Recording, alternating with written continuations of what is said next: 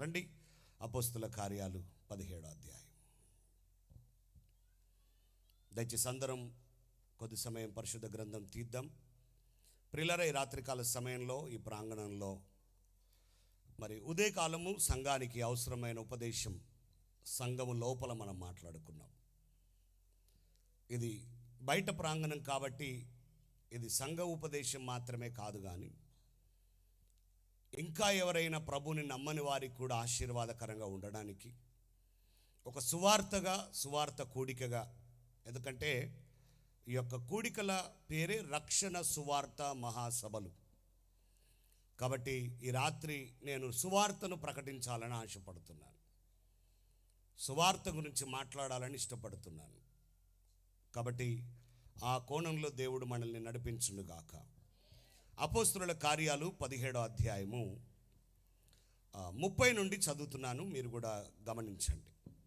ఆ అజ్ఞాన కాలములను దేవుడు చూడనట్టుగా ఉండెను. ఇప్పుడైతే అంతటను అందరూ మారు మనసు పొందవలనని మనుషులకు ఆజ్ఞాపించుచున్నాడు. ఎందుకనగా తాను నియమించిన మనుషుని చేత నీతిని అనుసరించి భూలోకమునకు తీర్పు తీర్చబోయే ఒక దినమును నిర్ణయించున్నాడు. మృతులలో నుండి ఆయనను లేపినందున దీని నమ్ముటకు అందరికీ ఆధారమును కలుగజేసి ఉన్నాడు. ఒక చిన్న ప్రార్థన చేద్దాం, తలలు వంచండి. పరమ తండ్రి, మరొకసారి నీ పరిశుద్ధ పాదాలు పట్టుకొని నీ స్వరం వినడానికి మేము ఇష్టంగా ఉన్నాం. మీరు లోకమును ఎంతో ప్రేమించి మీ ప్రియ అద్వితీయ కుమారుడైన యేసుక్రీస్తుని లోకానికి పంపించి నన్ను మమ్మలను మీరు రక్షించుకున్నారు. ఇంకా అనేక మంది ప్రజలు మిమ్మల్ని విశ్వసించకుండానే ఉన్నారు. వారందరికీ, మా అందరికీ అవసరమైన విషయాలు నాతోనూ మీరు మాట్లాడమని, నీ స్వరం వినిపించుమని నజరేయుడైన యేసుక్రీస్తు నామంలో పరిశుద్ధాత్మ సమక్షంలో ప్రార్థించి వేడుకుంటున్నాం పరమ తండ్రి. Amen, amen, amen. ఆయన సన్నిధి మన మధ్యలో ఉంటుండగా మన ఆత్మీయ స్థితిని సరిచేసుకుంటూనే ఈ విషయాలను మనం నేర్చుకోవడానికి ఒక ప్రయత్నం చేయుదుముగాక. 30వ వచనం చాలా అద్భుతమైన మాట. 2 మాటలు ఈ రాత్రి మనం ఆలోచన చేయాలి. ఒక అజ్ఞాన కాలములో దేవుడు చూడనట్టుగా ఉన్నాడు. అది అజ్ఞాన కాలం.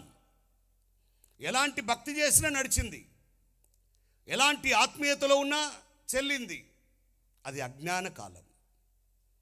ఈ కాలం కాదిక, ఇప్పుడు కాదిక. ఒకప్పుడు ఇష్టమైన ఆరాధనలు, ఇష్టమైన ప్రార్థనలు, ఇష్టమైన పూజలు, ఇష్టమైన భక్తి చేశారు. దేవుడు కానివాన్ని కూడా దేవుడిగా చేసిన భక్తులు చాలా ఉంది. అయితే ఆ అజ్ఞాన కాలంలో దేవుడు చూడనట్టుగా ఉన్నాడు. మరి ఏం కోరుకుంటున్నాడు ఇప్పుడైతే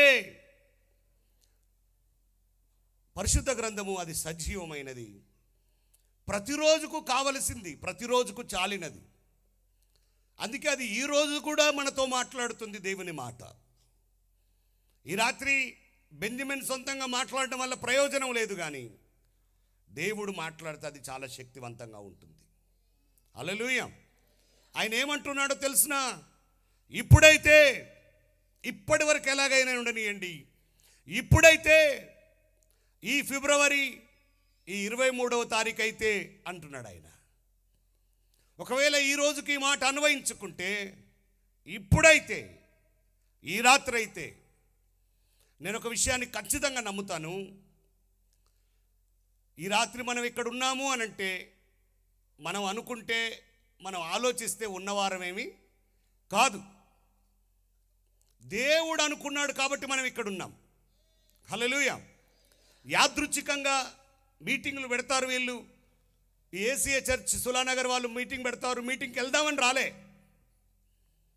దేవుడు నువ్వు ఈ రాత్రి ఇక్కడ ఉండాలన్న ప్రణాళిక చేశాడు. దైవజనులు నన్ను డేట్ అడిగిన తర్వాత, నేను డేట్ ఇచ్చిన తర్వాత, ఈ డేటుకు నన్ను ఒక 7-8 మంది అడిగారు, ఈ డేట్ మీరు ఇస్తారా, 23వ తారీఖు ఇస్తారా, 23వ తారీఖు ఇస్తారా? నేను ఆల్రెడీ ఆ డేట్ నేను వేరే దైవజనులకు ఇచ్చాను, నాకు కుదరదు. మా దగ్గర 2 రోజులండి, అదండి ఇదండి ఇంకేవేవో అండి. నేను ఖచ్చితంగా నమ్ముతాను. ఈ రాత్రి ఇక్కడ ఉండడం అనేది దేవుని చిత్తం. ఈ రాత్రి ఏ ఒక్కరు కూడా తనంతట తానుగా రాలేదు. దేవుడు ఏర్పాటు చేసి తీసుకొని వస్తే ఇక్కడికి వచ్చాం. దేవునికి ఒక ప్రణాళిక ఉంది, దేవునికి ఒక ఆలోచన ఉంది. ఆ ప్రణాళిక, ఆ ఆలోచన మనం తెలుసుకోవాలి. ఇప్పుడైతే, ఈ రాత్రి అయితే, ఈ సమయంలో అయితే, ఇప్పుడైతే దేవుడు ఏమంటున్నాడో తెలుసా? అంతటను అందరును మారు మనసు పొందవాలని అంటున్నాడు ఆయన. అంటే ఏ ఒక్కరూ నశించడం ఇష్టం లేని దేవుడు ఆయన. ఏ ఒక్కరూ నరకంలోనికి వెళ్ళడం ఇష్టం లేని దేవుడు ఆయన. అందుకే అపోస్తుల కార్యాలు 10వ అధ్యాయము 34 నుండి చదువుతూ వెళ్తే, యేసుక్రీస్తు వారికి పక్షపాతము లేదు, ఆయన నిజముగా పక్షపాతము లేనివాడని పేతురు గ్రహించాడు అనే మాట రాయబడింది. అందుకే అక్కడ 36వ వచనములో యేసుక్రీస్తు అందరికీ ప్రభు అనే మాట రాయబడింది. ఆయన మనకు మాత్రమే కాదు, సర్వ జగత్తుకు, సర్వలోకానికి ప్రభువు. ఆయన మనకు ప్రభువు, సర్వలోకానికి ప్రభువు. కాబట్టి ఈ మాటలు మన హృదయాన్ని, మన జీవితాన్ని తాకాలని నేను కోరుకుంటున్నాను.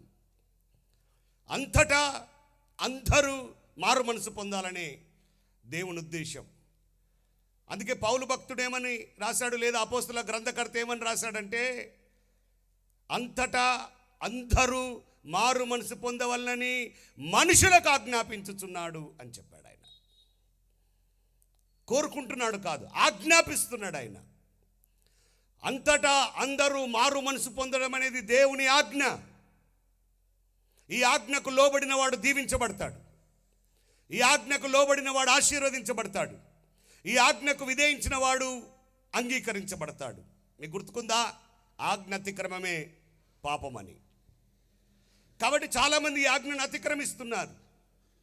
అంతటా అందరూ మారు మనసు పొందాలన్న దేవుని ప్రణాళిక, దేవుని చిత్తాన్ని వ్యతిరేకిస్తున్న వారు కోకొల్లలుగా ఉన్నారు. కాబట్టి ఈ రాత్రి మరలా ఈ వర్తమానం నీ దగ్గరికి, నా దగ్గరికి వచ్చింది. ఇంకా ఒకవేళ క్రైస్తవ భక్తి ముసుగులో మారు మనసు లేని జీవితం జీవిస్తే నీతో కూడా ఈ రాత్రి దేవుడు మాట్లాడుతున్నాడు. లేదు, ఇప్పటి వరకు యేసుక్రీస్తు అంటే నాకు తెలియదండి, మొట్టమొదటిసారి నేను ఈ కూడికకు వచ్చాను, నేను వింటున్నాను, లేదా ఈ ప్రాంగణంలోనే కాదు, ఈ సౌండ్ సిస్టమ్ ఎక్కడి దాకా వెళ్తుందో అక్కడ ఉండి వింటున్న వారితో కూడా దేవుడు ఈ రాత్రి మాట్లాడుతున్నాడు. మారు మనసు పొందాలనేది దేవుని ఉద్దేశం.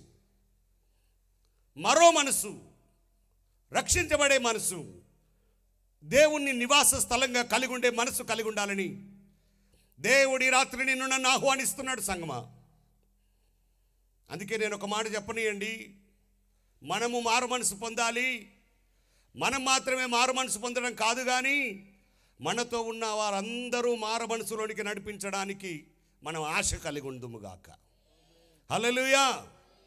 అదే కదండి ఫిలిప్పీ పత్రిక 2:5లో క్రీస్తు యేసుకు కలిగిన మనసు కలిగి ఉండడం అంటే మన వ్యక్తిగత జీవితాన్ని మార్చబడ్డమే కాదు, కానీ అలాగే ఏ ఒక్కరూ నశించకూడదన్న మనసు కూడా మనం కలిగి ఉందుముగాక. హల్లెలూయా. అదే మన లక్ష్యం, అదే మన టార్గెట్. ఏ ఒక్కరూ నశించడం మనకి ఇష్టం ఉండకూడదు. చాలామంది నరకం వైపు పరుగులెత్తుతుండగా అంతటా అందరూ మారు మనసు పొందాలన్న ఈ ఒక్క మాటను పట్టుకొని సర్వలోకానికి, సర్వ జగత్తుకు వెళ్ళవలసిన బాధ్యత మన మీద ఉంది. నేనైతే ప్రతిరోజు విరామము లేకుండా భారతదేశం అంతటా, ఇతర దేశాలకు కూడా ప్రయాణం చేసి వెళ్తున్న ఒకే ఒక పని, అంతటా అందరూ మారు మనసు పొందాలి. ఏ విధము చేతనైనను ఆయనను ప్రభువుగా, రక్షకుడిగా అంగీకరించడానికి వారికి మరలా అవకాశం కల్పించాలి. మనకు తెలుసు కదండి, మనకు తెలిసిన వచనాలే ఇవన్నీ. యోహాను సువార్త 3వ అధ్యాయం 16వ వచనం గుర్తుకుందా మీకు? దేవుడు లోకమును, తోకు దీర్ఘం పెట్టండి, దేవుడు లోకమును ఎంతో ప్రేమించెను కాగా తన అద్వితీయ కుమారునిగా పుట్టిన వాని యందు విశ్వాసముంచి ప్రతివాడు నశించక నిత్య జీవం పొందినట్లు ఆయనను మన కొరకు అనుగ్రహించాడు. ప్రతివాడు అనే మాట కనబడుతుంది అక్కడ. కేవలం నేను ఈ రాత్రి ప్రకటిస్తున్న దేవుడు, ప్రభు అయిన యేసుక్రీస్తు ఆయన క్రైస్తవుల దేవుడు మాత్రమే కాదు, ఆయన సర్వలోకానికి ప్రభువును, రక్షకుడును, విమోచకుడును, దేవుడు అని ప్రకటించడానికి నేను ఇష్టంగా ఉన్నాను. ఏ ఒక్కరూ నశించడం ఇష్టం లేకుండా దేవుడు ఈ లోకానికి తన కుమారుడైన యేసుక్రీస్తు వారిని పంపించాడు అనే మాట మనకు అర్థమగునుగాక, మనం అర్థం చేసుకుందుముగాక. కాబట్టి దయచేసి నా ముందున్న మీకైనా యేసుక్రీస్తు గురించి అర్థం కానివ్వండి, రక్షణను గురించి అర్థం కానివ్వండి, ఆయన నమ్ముకొనటం వలన కలిగే ఒక శ్రేష్టమైన దీవెన గురించి మీకు అర్థం కానివ్వండి. ఎంతసేపటికి యేసుక్రీస్తుని ఇంకా భౌతిక సంబంధమైన ఆశీర్వాదాలు ఇచ్చే దేవుడిగా చూస్తున్నాం మనం. నేనేం నమ్ముతానంటే ఈరోజు రోగం పోద్ది, మళ్ళీ రేపు చెప్పండి వస్తుంది. ఈరోజు ఆస్తి వస్తుంది, రేపు పోతుంది. ఆస్తి కొరకో, రోగం కొరకో, పిల్లలు పుడతారనో, పెళ్ళిళ్ళు అయితేనో, ఇంకా రకరకాలైన కారణాలతో కాదు యేసుప్రభు దగ్గరికి రావాల్సింది. ఒకవేళ నువ్వు ఆ రీతిగానే యేసుప్రభు దగ్గరికి వచ్చినా సరే, కానీ ఇప్పటికైనా మారు మనసు పొందాల్సిందే. ఆయనలో ఉన్న కేవలం భౌతిక సంబంధమైన విషయాలు మాత్రమే కాదు. కొరింథీయులకు రాసిన మొదటి పత్రిక 15వ అధ్యాయము 19వ వచనంలో దేవుడి వాక్యం చాలా స్పష్టంగా చెప్పిన మాట. కొరింథీ మొదటి పత్రిక 15వ అధ్యాయము 19వ వచనంలో, ఈ జీవిత కాలం మట్టుకే మనము క్రీస్తునందు నిరీక్షించు వారమైన ఎడలా, ఎంత బాధకరమైన విషయం, మనుషులందరికంటే దౌర్భాగ్యులం.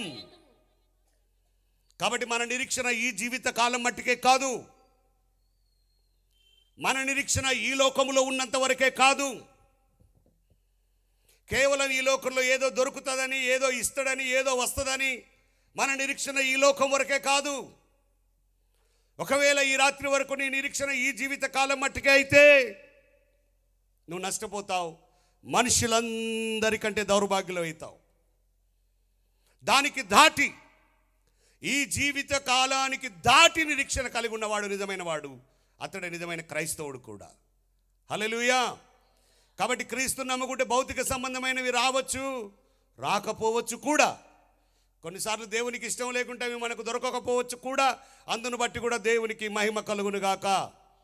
మీ పక్క వారికి చేయగలిపి అడగండి, ఏదైనా ఇస్తేనే దేవుడా, ఇవ్వకుంటే దేవుడు కాదా అనండి ఒకసారి. ఎంతమంది చెప్తారు ఏది ఇవ్వకున్నా సరేనండి ఆయన దేవుడే అని? కష్టం కదా, చాలా కష్టం కదా. ఏమా అయ్యా ఏందయ్యా నువ్వు ఈ రాత్రి వస్తే దేవుడు అది ఇస్తాడు ఇది ఇస్తాడని చెప్తావేమంటే నువ్వేమి ఇయ్యడని చెప్తున్నావు. అదే చెప్తున్నా నేను, ఏమి ఇయ్యడనే నమ్ముదాం, ఏదన్నా ఇస్తే బోనసే వస్తుంది మనకు. కానీ ఖచ్చితంగా ఇస్తానని వాగ్దానం చేసింది మాత్రం ఇవ్వక మానడు ఆయన. నిత్య జీవము వాగ్దానము చేయబడింది. హల్లెలూయా. మీ పక్కలో చెప్పండి, అంటే 70-80 సంవత్సరాలు కష్టం అంతే అని చెప్పండి, తర్వాత మొత్తం సుఖమే. జస్ట్ ఓపిక పట్టు, 70-80 సంవత్సరాలు ఓపిక పట్టమ్మ, గంతే. 70-80 సంవత్సరాలు ఓపిక పెట్టినాం అనుకో, ఇక అసలు మొత్తం నీదే ఇక జీవితం అంతా. లేదు 70-80 సంవత్సరాలు సుఖం రావాలంటే ఇక మొత్తం కష్టమే, నువ్వే డిసైడ్ చేసుకో. కాబట్టి దేవుని కృప, ఒకవేళ ఆయన ఏదైనా నీకు ఈ లోకంలో కూడా ఇవ్వగలిగితే దేవునికి స్తోత్రం. ఇచ్చిన దాన్ని బట్టి నేను దేవునికి స్తోత్రం ఇవ్వడు అని నేను చెప్పట్లేదు, కానీ ఇస్తానని వాగ్దానం చేసిన దాన్ని మాత్రం గట్టిగా చెప్తున్నా నేను. అది మర్చిపోకండి. ఆయన వాగ్దానం చేసింది మర్చిపోకండి. ఈ లోకంలో యేసుక్రీస్తుల వారి యొక్క అవసరత మర్చిపోకండి. ఆయన యొక్క అవసరత ఏంటో మీరు గుర్తించారా? మీరు గుర్తిస్తే నా బాధ ఏంటో తెలుసా? ఈ రాత్రి మాకెందుకు సార్ సువార్త అంటే, మీకు సువార్త అర్థమైతేనే అనేకులకు సువార్త వెళ్తుంది. హల్లెలూయా. ఇంకా చాలామంది క్రైస్తవులకు సువార్త అర్థం కాలే, అది కూడా ఒక కారణం ఈ రాత్రి నేను ఈ మాటలు చెప్పడానికి. మనందరికీ తెలుసు, ఈ లోకంలో ఉన్న సర్వ మానవాళి ఒక జంట సంతానమే. ఏం పేరు వారి పేరు? ఆదాము, హవ్వ. ఏ కులమైనా, ఏ మతమైనా, ఎవరైనా ఒక జంట సంతానమే.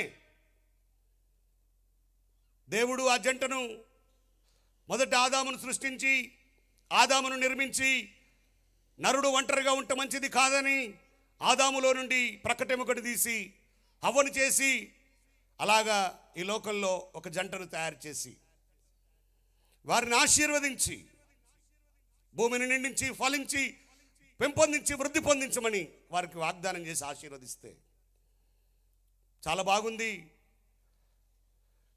వారు మనందరికీ తెలుసు అవిధేయత చూపించి, ఇందాక నేను చెప్పాను ఆజ్ఞ అతిక్రమమే పాపం. వాళ్ళు ఏం చేశారు అన్నదానికంటే, వాళ్ళు పండు తిన్నారు, ఏం పండు ఏంటి అదంతా విషయం కంటే కూడా వాళ్ళు చేసిన ఒక గొప్ప పాపం ఏంటంటే దేవుని మాటకు విధేయత చూపలేదు. అంతే. మీ పక్క వాళ్ళని అడగండి, రాత్రి నువ్వు దేవుని మాటకు విధేయత చూపుతున్నావా?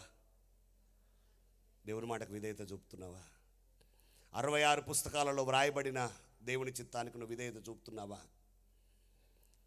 క్రైస్తవుడు ఎలా ఉండాలో ఎలా ఉండకూడదో ప్రభు చెప్పిన తర్వాత కూడా నీవి మాటలకు విధేయత చూపుతున్నావా లేదా? మీరు ఆలోచించాలి సంగమా. చాలా దుఃఖకరమైన విషయం ఒకటి చెప్పునా. యేసుక్రీస్తుకు దగ్గరికి నేను రాకముందుకు ఆంజనేయ శాస్త్రిగా ఉన్నప్పుడు అక్కడ ఉన్న ఆచారాల కంటే క్రైస్తవ్యంలో ఉన్న ఆచారాలు ఇంకెక్కువనే ఉన్నాయి. చాలా బాధతో చెప్తున్నా ఈ మాట. అందుకే ఒక పుస్తకాన్ని రాస్తున్నాను, ఈ మార్చిలో రిలీజ్ చేస్తాను. పుస్తకం పేరేం పేరు తెలుసా? అన్యుల ఆచారాలకు క్రైస్తవుల మర్యాదలు. మళ్ళీ చెప్పనా? అన్యుల ఆచారాలకు క్రైస్తవుల మర్యాదలు. ఎంత మంచి మర్యాద చేస్తారు అన్యాల ఆచారాలకు. తప్పు కదూ? నువ్వు ప్రత్యేకించుకొని బ్రతకాల్సిన బ్రతుకు. మీరు తర్వాత చదువుకోండి. కొరింథీ పత్రిక 2వ పత్రికలో 6వ అధ్యాయం 14వ వచనం నుండి ప్రత్యేకపరచుకునే జీవితం గురించి మాట్లాడాడు. రోమపత్రిక 12వ అధ్యాయము 1-2 వచనములో సజీవయాగముగా మన శరీరమును సమర్పించమని, ఒక ప్రత్యేకత కలిగిన జీవితం, నీ మనసు మారి నూతన మగుట వలన రూపాంతరము చెందుడి అని దేవుడు హెచ్చరించాడు. ఈ మనసు మారి నూతన మగుట వలన రూపాంతరం చెందడం అనేది ఒక ప్రత్యేకించబడిన జీవితం. మళ్ళీ ఇటు వచ్చినప్పుడు ఇటు, అటు వచ్చినప్పుడు అటు ఉండే జీవితం ఏం జీవితం చెప్పండి? ఇక మన భక్తి అంతా ఎప్పుడు బయటపడుతుంది తెలుసా అమ్మ? మన పెళ్ళిళ్ళల్లో బయటపడుతుంది, మన పండుగలల్లో బయటపడుతుంది, మన ఆచారాలలో బయటపడుతుంది. అప్పుడు అయ్యగారు ఉండమ్మా ఇది వాక్య ప్రకారం సరైనది కాదురా, చేయొద్దురా అంటే, ఇది మా అత్తగారు వాళ్ళ సాంప్రదాయం సార్ అంటుంది ఈమె. అప్పుడు గుర్తొస్తారు అత్తగారు వాళ్ళందరూ. ఎన్ని ఆచారాలు! మీరు చెప్పండి, వాస్తా క్రీస్తా? బిగ్గరగా. ఇక్కడ క్రీస్తే అక్కడికి పోయినాక సూపర్. తప్పు కదూ? వాస్తు మనకి ఎక్కడిది? క్రైస్తవులు వాస్తు పాటించవచ్చా? మీకు ఒక అద్భుతమైన సంఘటన చెప్పనా? మీ ఇల్లు మళ్ళీ అమ్ముకునేది అయితే వాస్తు పాటించండి. మీ ఇంట్లో మీరే ఉండేటట్టయితే వాస్తు పాటించాల్సిన అవసరం ఏమీ లేదు. మళ్ళీ ఎవరికన్నా అమ్మితే వాస్తు లేకుంటే కొనడు కాబట్టి వాస్తు పాటించుదాం. లేదు దేవుడు ఇచ్చిండు ఇంట్లో ఇక మా తరతరములు ఉంటామనుకుంటే వాస్తు అవసరం లేదు. వాస్తు పాటించే వారిలో అష్టదిక్పాలకులని 8 మంది దేవుళ్ళతో కలిపి పెట్టుకున్న వాస్తది. నీకెంతమంది దేవుళ్ళు తల్లా? ఏమా మరి మళ్ళీ వాస్తు ఎక్కడి నుంచి వచ్చింది నీకు? అంటే నువ్వు ఇటా అటా అటు ఇటు కాకుండానా? సమస్య కదా ఇది. ఏమా తెలియక, చాలామంది తెలియక. ఇలాగే ఒక చోట మీటింగ్కి వెళ్తే వాళ్ళ ఇంట్లో దైవజనులండి, మా సంఘ పెద్దలండి, వాళ్ళ ఇంట్లో భోజనాలకని తీసుకెళ్ళారు. భోజనం చేసిన తర్వాత ఆ పెద్ద ఆవిడ వచ్చి అడుగుతుంది, అయ్యా బాత్రూమ్ డోర్ ఇటు ఉండొచ్చా అన్నదా. ఓరి అవ్వ, ఇప్పుడు బాత్రూమ్ డోర్ వాస్తు చెప్పాలి నేనుగా. ఎంత దరిద్రం పట్టింది నాకు. బాత్రూమ్ డోర్కు కూడా వాస్తు చూసే దుర్మార్గులు క్రైస్తవులు ఇవాళ. లేదండి, లేదండి, నులివెచ్చని జీవితం వద్దో. ఉంటే చల్లగానైనా, లేకుంటే వెచ్చగానైనా. నులివెచ్చగా ఉంటే ఆయన తన నోటి నుండి ఉమ్మివేస్తాడు. మనం ఈ లోకంలో మాదిరిగా బ్రతకవలసిన వారం. క్రీస్తుని అంగీకరిస్తే వాస్తుతో సమస్య లేదు. అసలు అంత వాస్తు ఎప్పుడు వచ్చిందండి? చరిత్రలోనికి వాస్తు ఎప్పుడు వచ్చిందండి? అంత 50-60 సంవత్సరాలు దాటలే. నేను కూడా అన్యుడిగా ఉన్నప్పుడు వాస్తు మీద పుస్తకం రాసిన, ఇప్పటికి కూడా బేగం బజార్లో ఉంది హైదరాబాద్లో. ఆ శాస్త్రం వేరు. ఇప్పుడు ఈ శాస్త్రం పట్టుకున్న తర్వాత అది లేదని చెప్తున్నావు, అది చెల్లదు. ఎందుకంటే నా దేవుడు ఈశాన్యానికో నైరుతికో వాయువ్యానికో ఆగ్నేయానికో సంబంధించిన వాడు కాదు, సర్వ జగత్తు రక్షకుడు ఆయన. ఇంకా నమ్మకం అంతే. ఇంకా భూమి ఎట్లుంటుంది? భూమి గుండ్రంగా ఉన్నదానికి దిక్కులు చెప్తారు ఎవడన్నా? అసలు భూమికే వాస్తు లేదు. కొంచెం జ్ఞానం దొరికితే అయిపోద్ది కదా. ఇలా చెప్పుకుంటూ పోతే ఎన్ని ఆచారాలు? నేను 72 ఆచారాలు రాశాను నా పుస్తకంలో. చాలా ఉన్నాయి మనం చేసేవి. దేవుని పిల్లలు అక్షింతలు వాడొచ్చా? కొత్త ఇంట్లో పాలు పొంగిచ్చొచ్చా? ఏమా మళ్ళీ పాలు పొంగేటప్పుడు అలలి అలలి అలలి అలలి, అమ్మగారు స్టవ్ వెలిగియాలి, అయ్యగారు స్టవ్ ఆర్పాలి. ఇది ఎక్కడ దరిద్రం? ఎక్కడి నుంచి వచ్చిన ఈ ఆచారాలని? చాలామంది దేవుణ్ణి మార్చారు తప్ప బ్రతుకును మార్చుకోలేదు, ఇంకా పద్ధతులు మార్చుకోలేదు. ఇంకా రోమపత్రికలో 4వ అధ్యాయంలో 3వ వచనములో లేఖనము ఏమి చెప్పుచున్నది? What does Bible says? మన ప్రామాణికం వాక్యం మాత్రమే. ప్రతి విషయాన్ని వాక్యం దగ్గర విచారణ చేయాలి. ప్రతి విషయంలో వాక్యం అలాగున్నదో లేదో. బెరయా సంఘస్థుల వలె అపోస్తుల కార్యాలు 17-11లో చెప్పినట్లుగా పౌలు శీలలు చెప్పినవే అలాగున్నాయో లేవో వారు ప్రతిదినము లేఖనములను పరిశోధించుచుండిరి. పౌలు లాంటి వాడు, శిలా లాంటి వారు చెప్పినవే వారు పరిశోధిస్తే చెప్పండి మనం ఇంకెంత పరిశోధించి వాక్య ప్రకారం బ్రతకాలి? అందుకే ఆయన అన్నాడు, నా మాటలు విని వాటి చొప్పున ప్రవర్తించువాడు బండ మీద ఇల్లు కట్టబడినవాడు. రెండోవాడు ఎవడో తెలుసా? నా మాటలు విని వాటి చొప్పున బ్రతకనివాడు, ఇసుకలో కట్టబడినవాడు. మత్తయి సువార్త 7వ అధ్యాయం 24 నుండి 27లో ఆ ఉపమానం చాలా అద్భుతంగా రాయబడింది. ఈనాడు క్రైస్తవులముగా మన ఇల్లు ఎక్కడ కట్టబడుతుంది? క్రైస్తవులముగా మన ఆత్మీయ స్థితి ఎక్కడ కట్టబడుతుంది? ఇసుక మీద కట్టబడిన పునాదా, బండ మీద రాతి మీద కట్టబడిన పునాదా? ఆలోచించుదాం. ఎందుకో తెలుసా? మనల్ని చూసే కదండి ఎవరైనా ప్రభు దగ్గరికి రావాలి. మనమే సరిగా లేకపోతే, మనమే సరైన భక్తి చేయలేకపోతే, మనమే ప్రభుకు సాక్ష్యంగా బ్రతకలేకపోతే ఎలాగా? అందుకే ఈ రాత్రి దేవుడు మనతో మాట్లాడాలి. ఆజ్ఞాతిక్రమమే పాపం. ఆదాము హవ్వలు ఆయన మాటను వ్యతిరేకించారు. ఎప్పుడైతే దేవుని మాటను వ్యతిరేకించి చేయకూడని పని, తినకూడని పండు తిని వ్యతిరేకించారో అప్పుడు వారు అక్కడి నుంచి త్రోసివేయబడ్డారు. ప్రతిరోజు చల్లబూట యెహోవా దేవుడు పరలోకమును విడిచి భూలోకానికి ఏదైనా తోటకు వచ్చినప్పుడు ఈ భార్యాభర్తలు ఇద్దరు కలిసి, ముగ్గురు కలిసి ఎంచక్క ఏదైనంత హాయిగా తిరిగేవారు. ఒక గొప్ప అన్యోన్యమైన సహవాసం దేవుడితో ఉండేది. కానీ ఎప్పుడైతే మానవుడు తప్పు చేశాడో దేవునితో ఉన్న సంబంధం తెగిపోయింది. ఆ ఏదెన్లో నుండి తరిమి వేయబడ్డాడు, బయటికి గెంటి వేయబడ్డాడు. దేవునికి మానవునికి ఇక ఏమాత్రము ఎప్పటికీ సంబంధం లేని పరిస్థితి వచ్చేసింది. అయినా దేవుడు మానవుని ప్రేమిస్తాడు. దిక్కులేని వారిగా వారిని విడిచిపెట్టినప్పటికీ వారి మరలా ఆ దిగంబరత్వాన్ని కప్పడానికి ఆయన వధించాడు. తిరిగి వారికి వస్త్రాలు చేశాడు. వారేమో అరిటాకులతోటి తాత్కాలికమైన కచ్చడాలు చేసుకుంటే దేవుడైతే శాశ్వతమైన వస్త్రాలను వారికి ఇచ్చే విధంగా ఆయన జంతు బలి చేసి ఆ తోలుతో వారికి వస్త్రాలను కుట్టాడు. Is the first tailor. దేవుడు ప్రేమిస్తున్నాడు. దేవుడు ప్రేమిస్తూనే ఉన్నాడు. వారిని తరిమి వేసిన తర్వాత కూడా దేవుడు తిరిగి వారిని చేర్చుకోవాలని చాలా రకాలైన ప్రయత్నాలు జరిగాయి. ఆయన యాజకులను పంపాడు, రాజులను పంపాడు, ప్రవక్తలను పంపాడు. చాలా విధాలుగా తిరిగి మానవుణ్ణి తిరిగి తనతో ఐక్యపరచుకోవడానికి అనేకమైన ప్రయత్నాలు ఈ లోకంలో జరిగినట్టుగా మనం కనబడుతుంది. ఈ విషయాన్ని మీరు మర్చిపోకండి ప్రియులారా. చాలా అద్భుతమైన విషయం ఏంటో చెప్పిన, మన భారతదేశ చరిత్రలో కూడా ఇటువంటి విషయాలు వ్రాయబడ్డాయి. దేవుణ్ణి వెతుకుట అనే ఒక శ్రేష్టమైన విధానం మన భారతదేశ చరిత్రలో కనబడుతుంది. మానవుడు దేవుణ్ణి వెతికినట్టుగా మూడు మార్గాలలో మానవుడు దేవుణ్ణి వెతికినట్టుగా భారతదేశంలో రాయబడింది. అందుకే వాళ్ళు ఏమని ప్రార్థన చేస్తున్నారంటే, అసతోమా సద్గమయ, తమసోమా జ్యోతిర్గమయ, మృత్యోమా అమృతంగమయ, శాంతి శాంతి శాంతి. అసత్యములో నుండి సత్యములోనికి నడిపించువాడా, చీకటిలో నుండి వెలుగులోనికి నడిపించువాడా, మరణములో నుండి జీవంలోనికి నడిపించే దేవా, నేను నిన్ను శరణు కోరుచున్నాను. అనేక విధాలుగా వారు కూడా దేవుణ్ణి వెతికారు, దేవుణ్ణి వెతకడం ప్రారంభించారు. మొట్టమొదట వాళ్ళు ఎలా వెతికారో తెలుసా ప్రియులారా? మానవుడు జన్మత కర్మత పాపి అని వారు కూడా నమ్ముతారు.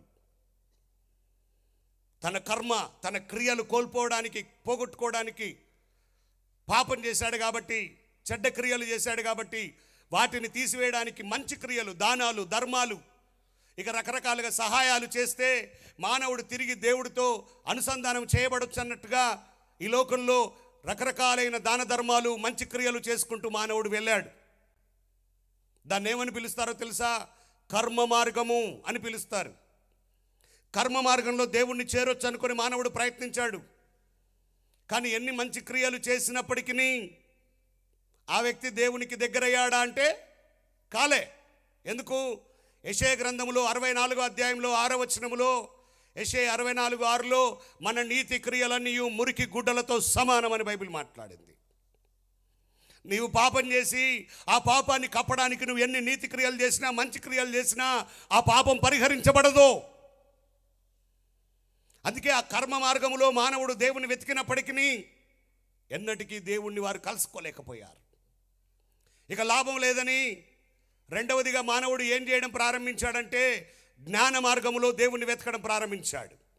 జ్ఞాన మార్గం అనగా కొంతమంది గురువుగారులను, కొంతమంది పౌరోహితులను, కొంతమంది బాగా జ్ఞానం కలిగిన వారని, వేదాలు తెలిసిన వారని, దేవుని భాష, దేవుని జ్ఞానం తెలిసిన వారని, వారి ద్వారా దేవుణ్ణి కలుసుకోవాలని ప్రయత్నం చేశారు భారతదేశంలో. అందుకే కదండి వారికి ఒక పౌరోహితుడు, ఒక పూజారి దేవుడు అంతటి వాడైపోయి వారి కాళ్ళకు మీద పడిపోయి ఆశీర్వదించమంటే ఈయన ఆశీర్వదిస్తున్నాడు కదా, ఈయన దీవిస్తున్నాడు కదా, ఆయన ఆశీర్వాదం విడుదల చేస్తున్నాడు కదా. ఆ విధంగా దేవుణ్ణి కలుసుకోవాలని ప్రయత్నం చేశారు. అందుకే వీధికొక దేవుడు అయ్యాడు, ఊరికొక దేవుడు వెలిశాడు. ఇక తన ద్వారా ప్రజలు దేవుణ్ణి కలుసుకోవాలనుకుంటున్న తెలవగానే మానవుడు తన లోపల ఉన్న విషయం బయటకు వచ్చేసింది. ఎక్కడ పడితే అక్కడ దేవుళ్ళు వెలిశారు, ఆశ్రమాలు వెలిశాయి. చాలా దుఃఖకరమైన విషయం ఒకటి చెప్పిన, వారు మంచి మనుషులై ఉండొచ్చేమో కానీ వారెన్నటికీ దేవుని దగ్గరికి చేర్చగలిగిన మధ్యవర్తులు కారు. కాబట్టి ఆ మార్గంలో కూడా వారు దేవుణ్ణి కలుసుకోలేకపోయారు. నాకు ఎంత ఆశ్చర్యం అనిపిస్తుంది అంటే, మానవుడు దేవుడిగా చలామణై నేనే దేవుణ్ణని చెప్పుకుంటున్న దినాల్లో దేవుడే మానవుడిగా ఈ లోకానికి వచ్చాడు. ఆయన పేరు నజరేయుడైన యేసుక్రీస్తు. ఆయనను నమ్మిన వారు రక్షించబడతారు, ఆయనను నమ్మని వారు వారి పాపములలోనే శిక్షించబడతారు. ఆ దేవుని గురించి రాత్రి నేను మాట్లాడుతున్నాను.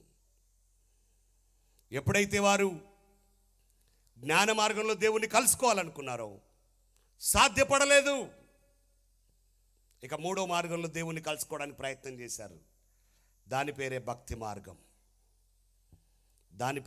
మార్గం. గుడులు, గోపురాలు, పుణ్యక్షేత్రాలు తిరిగి ఇక దేవుడు అక్కడున్నాడు, ఆ దేవుడు ఇక్కడున్నాడు, ఈ దేవుడు అలాగున్నాడు, ఆ దేవుడు ఇలాగున్నాడు, దేవుణ్ణి కలుసుకోవచ్చు అని చెప్పి విస్తారమైన ప్రయాణాలు ఇప్పటికీ కూడా ఆ మార్గంలో దేవుని వెతుకుతూనే ఉన్నారు. ఒక గుడ్ న్యూస్, ఒక శుభవార్త చెప్పన, ఒక మానవుడు తనంతట తాను ఎన్నటికీ దేవుణ్ణి కలుసుకోలేడు. ఎందుకో తెలుసా? ఎందుకంటే మానవుడు పరిమితమైన వాడు, దేవుడు అపరిమితమైన వాడు. మానవుడు పాపి, దేవుడు పరిశుద్ధుడు. మానవుడు హద్దులు కలిగిన వాడు, దేవుడు ఎల్లలు హద్దులు లేనివాడు. ఆకాశ మహాకాశాలు పట్టజాలని దేవుడు, ఆకాశము నా సింహాసనం, భూమి నా పాదపీఠం అని చెప్పిన దేవుడు. అందుకే ఈ గోడలలో కట్టిన మందిరంలో కూడా దేవుడు ఉంటాడు. దేవుడు ఎక్కడున్నాడు? దేవుడు ఎక్కడున్నాడు? దేవుడు కట్టుకున్న దాంట్లో ఉన్నాడు, మానవుడు కట్టిన దాంట్లో లేడు. హల్లెలూయా. ఇల్లందు బస్టాండ్ దగ్గరికి వెళ్ళి ఆ బస్టాండ్ ఫుట్పాత్ మీద ఉన్న ఆ ఫోటోల దగ్గరికి వెళ్ళి, అమ్మా యేసుప్రభు ఫోటో ఎంత అమ్మా అంటే, 120 రూపాయలు సార్. అమ్మ 80 రూపాయలకి ఇయ్యవా అంటే, రాదు సార్ 110 సార్. కాదమ్మా ప్లీజ్ అమ్మా ప్లీజ్ అమ్మా, ఆఖరికి నీది కాదు నాది కాదు, ఒక 100 చేసుకోమ్మా. సరే సార్ అని 100 రూపాయలు తీసుకొని ఇచ్చిన యేసుప్రభు బొమ్మలో యేసుప్రభు ఉంటాడా? భ్రమ కాకపోతే. అట్టి విగ్రహాలకు క్రైస్తవ్యంలో చోటు లేదు. దయచేసి మీరు విగ్రహారాధికులు కాకుండా ఉందురుగాక. యేసుప్రభు ఫోటోలు, మరియమ్మ గారి ఫోటోలు, దూతల ఫోటోలు కూడా ఏమి లేవండోయ్. వాక్యమే దేవుడు. ఆమేన్. దేవుడు ఎవరు? వాక్యమే. అట్లని వాక్యాలన్నీ రాసుకొని వాక్యం ఫ్రేములు కొనుకొచ్చి గోడకు పెట్టి ఆ వాక్య ప్రకారం లేకుంటే ఆ వాక్యం కూడా విగ్రహమే. అందుకే జాగ్రత్త.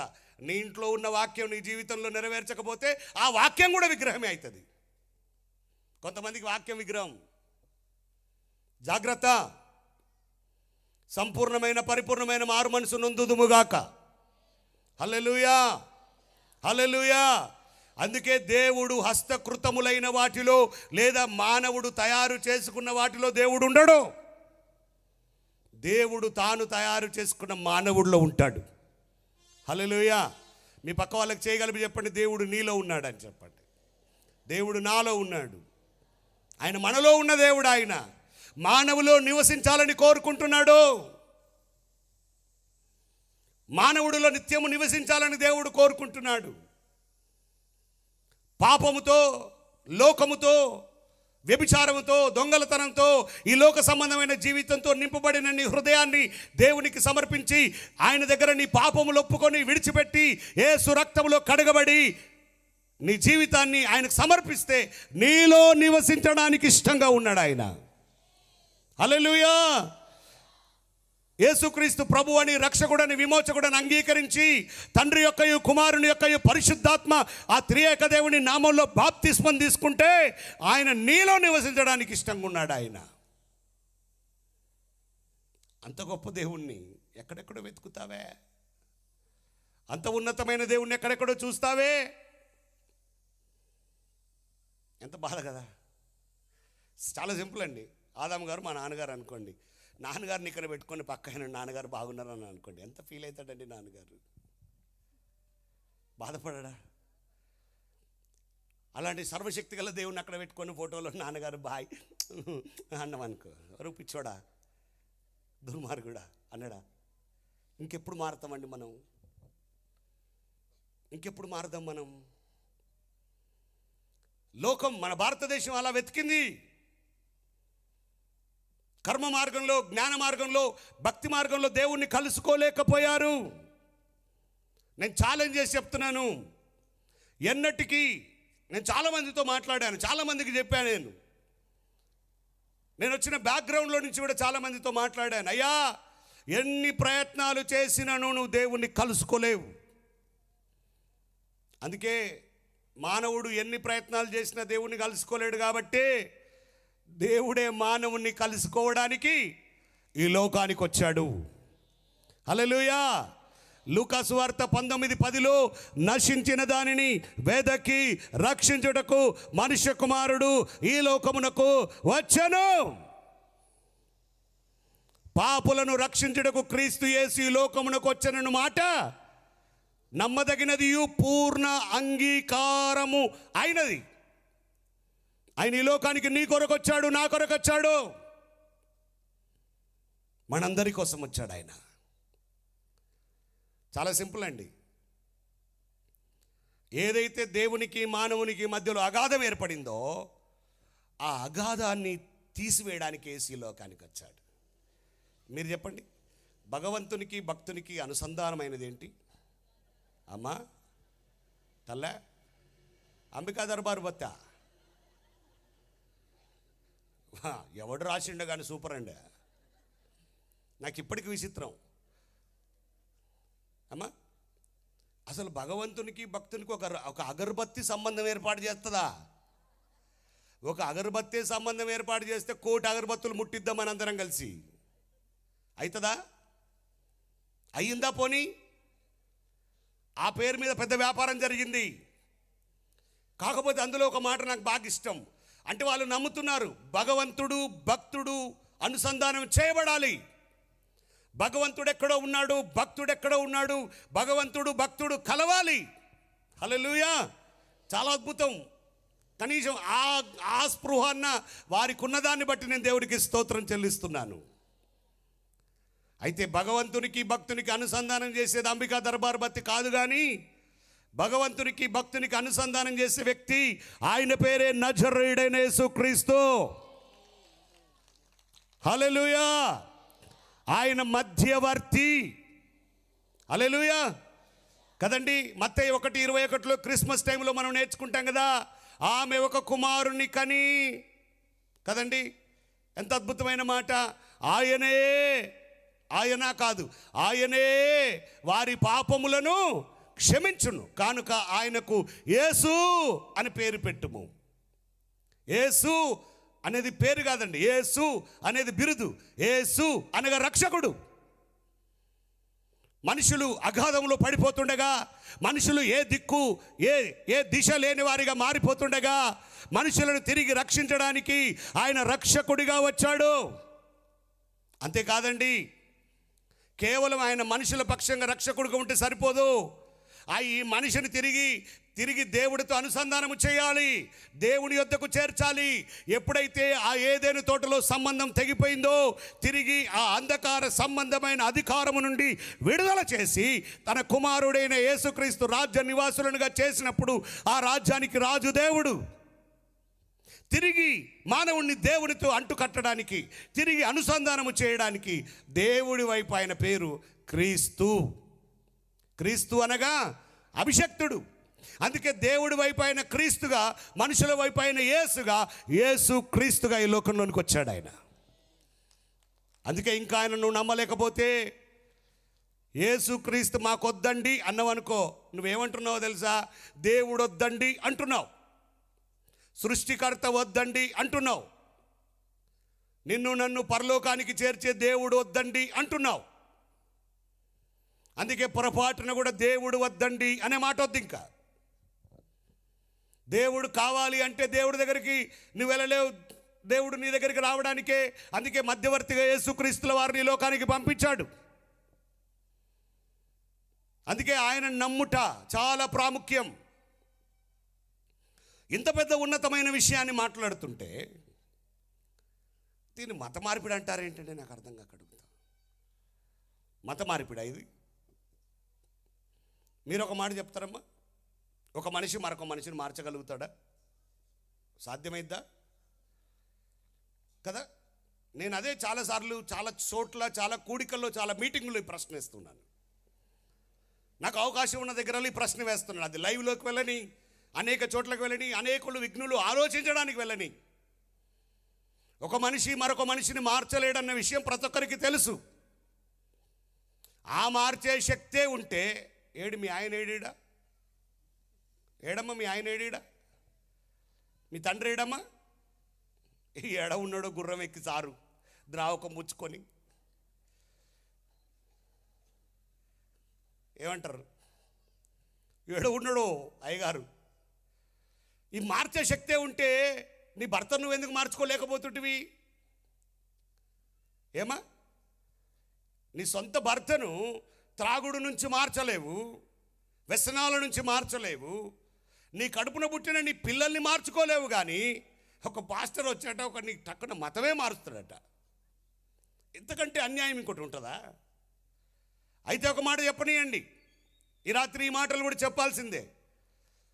66 పుస్తకాల ప్రామాణిక గ్రంథమైన పరిశుద్ధ గ్రంథం, ఆదికాండం మొదలుకొని ప్రకటన గ్రంథం వరకు ఎక్కడ కూడా ఎవరిని కూడా మార్చమని మా బైబిల్ చెప్పలేదు. మార్చే పని మాది కాదు, ప్రకటించే పని మాత్రమే మాది. హల్లెలూయా. దేవుడు మాకిచ్చిన ఆదేశం, మీరు సర్వలోకానికి వెళ్ళండి, సర్వ సృష్టికి సువార్తను ప్రకటించుడి. సువార్త అనగా ప్రాముఖ్యంగా 5 విషయాలు: యేసుక్రీస్తు వారి పుట్టుక, యేసుక్రీస్తు వారి జీవితం, యేసుక్రీస్తు వారి మరణం, యేసుక్రీస్తు వారి పునరుత్థానం, యేసుక్రీస్తు వారి రెండవ రాకడ. వద్దన్నా ప్రకటిస్తాం. ఇది బైబిల్ మాకిచ్చిన ఆదేశం. పౌలు భక్తుడు అన్నాడు, మా పెద్దన్న ఆయన, ఒకవేళ ప్రకటించకపోయిన ఎడల నాకు శ్రమ. కాబట్టి ప్రకటించే అధికారం బైబిల్ ఇచ్చింది.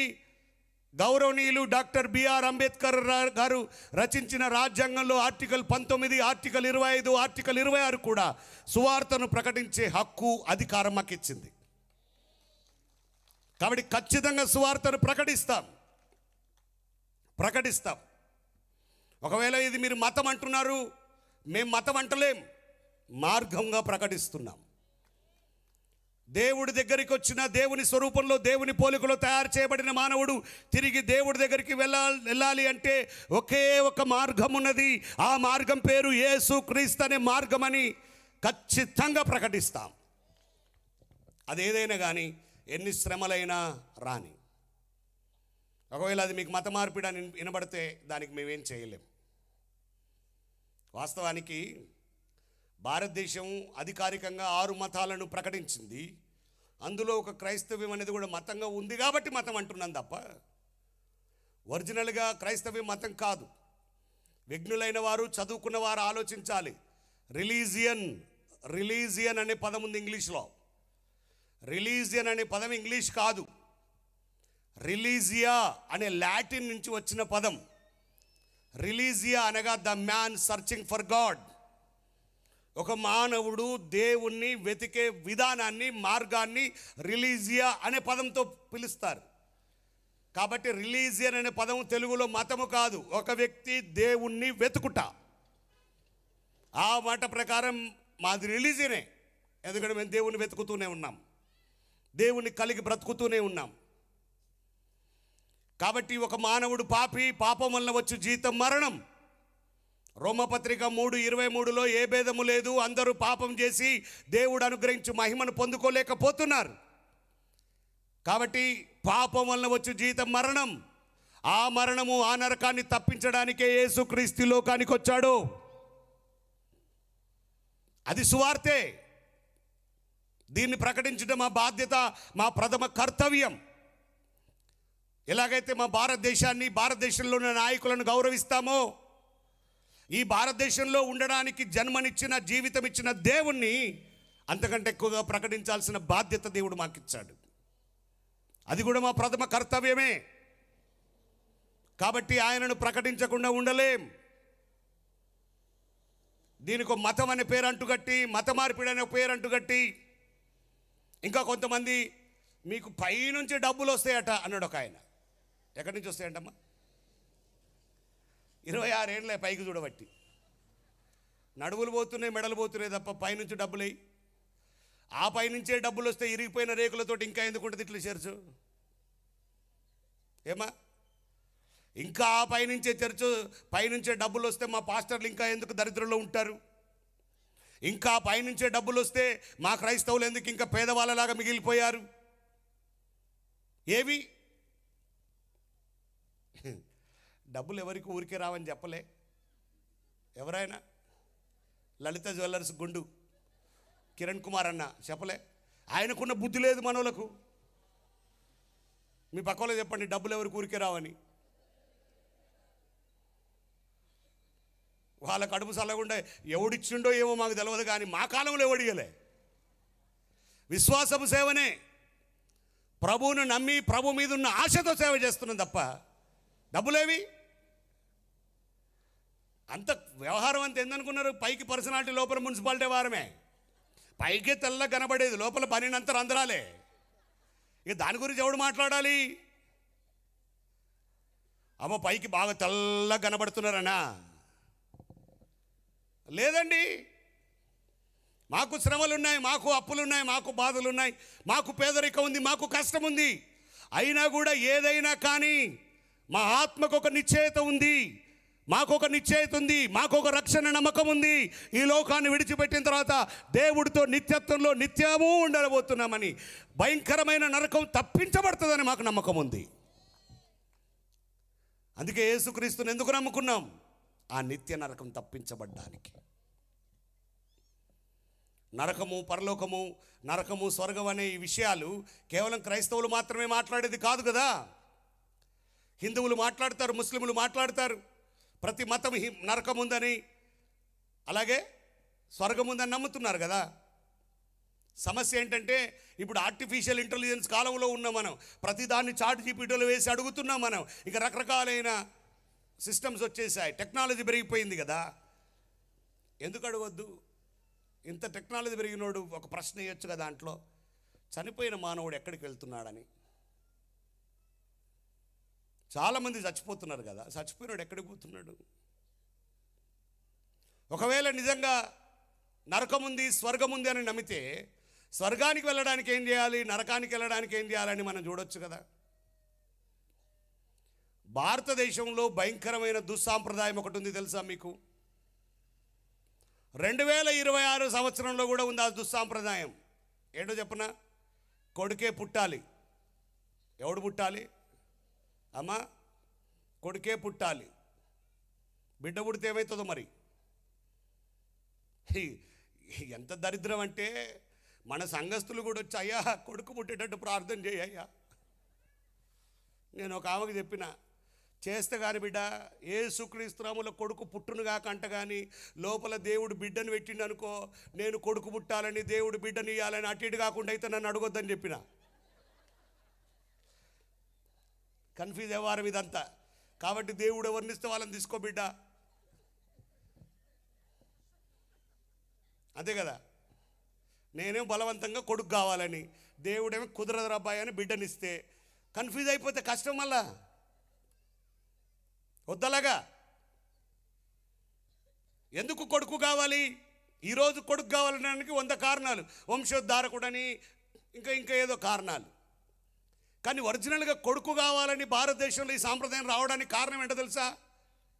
వాళ్ళు నమ్మిన వేదాలు, ఉపనిషత్తులు. వేదం ఏం ఘోషించిందో తెలుసా? అపుత్రస్య గతిర్నాస్తి స్వర్గో నైతి వచనే వచ అన్నది. పుత్రుడు లేకపోతే గతి లేదు, స్వర్గానికి వెళ్ళే దారి లేదు అని చెప్పింది. పున్నాంనో హి నరకత్రాయిత ఇతి పుత్ర కుమార అని వేదం చెప్పింది. పున్నాము నరకం నుండి తప్పించేవాడు కుమారుడై, ఇది పుత్రుడై అతడు నరకాన్ని తప్పించి స్వర్గాన్ని ఇస్తాడు అని చెప్పింది. కుమారుడు అనగా కుం అనగా పాపము, హరుడు అనగా పరిహరించువాడు. కుమారుడు అనగా పాపమును పరిహరించువాడు అని అర్థం. మనమేం బాగుంది కదా అని కుమారుడు అనే పదం మనం బాగా వాడతాం. కానీ ఒరిజినల్గా కుమారుడు అనే పదం ఒక్కరికే వాడాలి. యెషయా గ్రంథం 9:6లో మనకొక శిశువు పుట్టెను, మనకొక కుమారుడు అనుగ్రహించబడ్డాడు.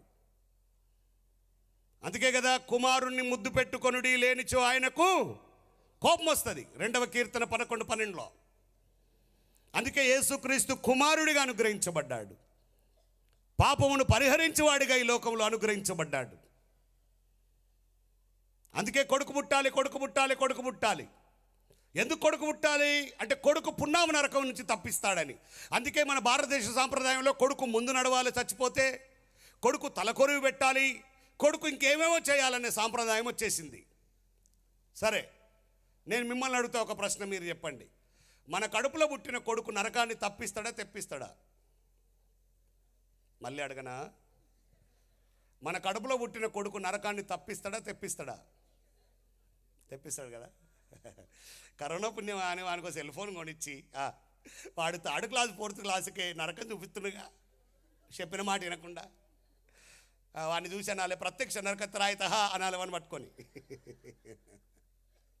అవును సంగమా, నీ కడుపులో నా కడుపులో పుట్టిన కొడుకు నరకాన్ని తప్పించలేడు.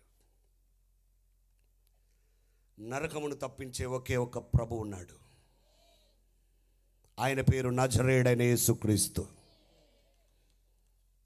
వారు వేదాల్లో కూడా అలా ఎందుకు రాసుకున్నారో వాళ్ళని అడుగుదాం. దానికి వివరణ చాలా ఉంది, కానీ వాళ్ళు ముందే గ్రహించి రాసుకున్నారు కొడుకు నరకాన్ని తప్పిస్తాడని. మరి ఆ తప్పించే కొడుకు గురించి చెప్తేనేమో మతం అంటున్నారు మళ్ళా. మరి ఏం చేద్దాం మనం?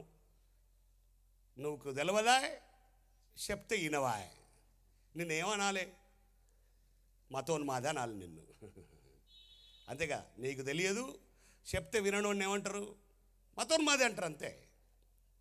దా పరిశోధించు, తెలుసుకో. ఆయన నిత్య నరకాన్ని తప్పించడానికి వచ్చినవాడు ఆయన. ఏ మానవుడు నశించడం ఇష్టం లేకుండా ఈ లోకానికి వచ్చినవాడు ఆయన. ఆ దేవుడి గురించి మాట్లాడుతున్నాను. యెహెజ్కేలు గ్రంథం. నా దేవుడి గురించి ఇంకా ఎన్నైనా చెప్పగలం. కొన్ని మాటలు త్వరగా మీకు చూపిస్తాను. 18వ అధ్యాయం. దయచేసి మీరు కూడా ఈ నేను మూడు మాటలు చెప్తాను. ఆ 3 మాటలు దయచేసి మీరు కూడా అండర్లైన్ చేయండి, గుర్తుపెట్టుకోండి, ఎవరికైనా మాట్లాడండి. 23వ అధ్యాయం. యెహెజ్కేలు 23వ వచనం. యెహెజ్కేలు 18:23. దుష్టులు మరణము నొందుట చేత. అబ్బాబాబాబా, ఎంత మంచి మాట అండి. దుష్టులు మరణము నొందుట చేత నాకేమాత్రమైన సంతోషము కలుగున. ఎవరండి దుష్టుడు? లోకం ఏం చెప్పింది? భారతదేశం ఏం చెప్పింది? దుష్ట శిక్షణ శిష్ట రక్షణ అని చెప్పింది కదా. దుష్టులు మరణం నొందుట చేత, దుష్టులు మరణము నొందుట చేత. ఏమనుంది అక్కడ? దుష్టులు మరణము నొందుట చేత నాకేమాత్రమైన సంతోషం ఉందా? నాకేమాత్రమైన సంతోషం ఉందా? మీరు ఆలోచిస్తారా? దుష్టులు కూడా రక్షించబడాలనేది దేవుని కోరిక. హల్లెలూయా. ఈ రాత్రి నువ్వు ఎక్కడ ఉండి ఏ మాట వింటున్నావో నాకు తెలియదు, కానీ నీలో ఏ దుష్టత్వం ఉన్నా సరే, నీ దుష్టత్వాన్ని ఒప్పుకొని మారు మనసు పొంది విడిచిపెడితే నీవు కూడా రక్షించబడాలనేదే నా కోరిక. నా దేవుని కోరిక కూడా అదే. ఆమేన్. అక్కడ 2వ మాట రాయబడింది యెహెజ్కేలు గ్రంథంలోనే 33:11. యెహెజ్కేలు గ్రంథం 33:11.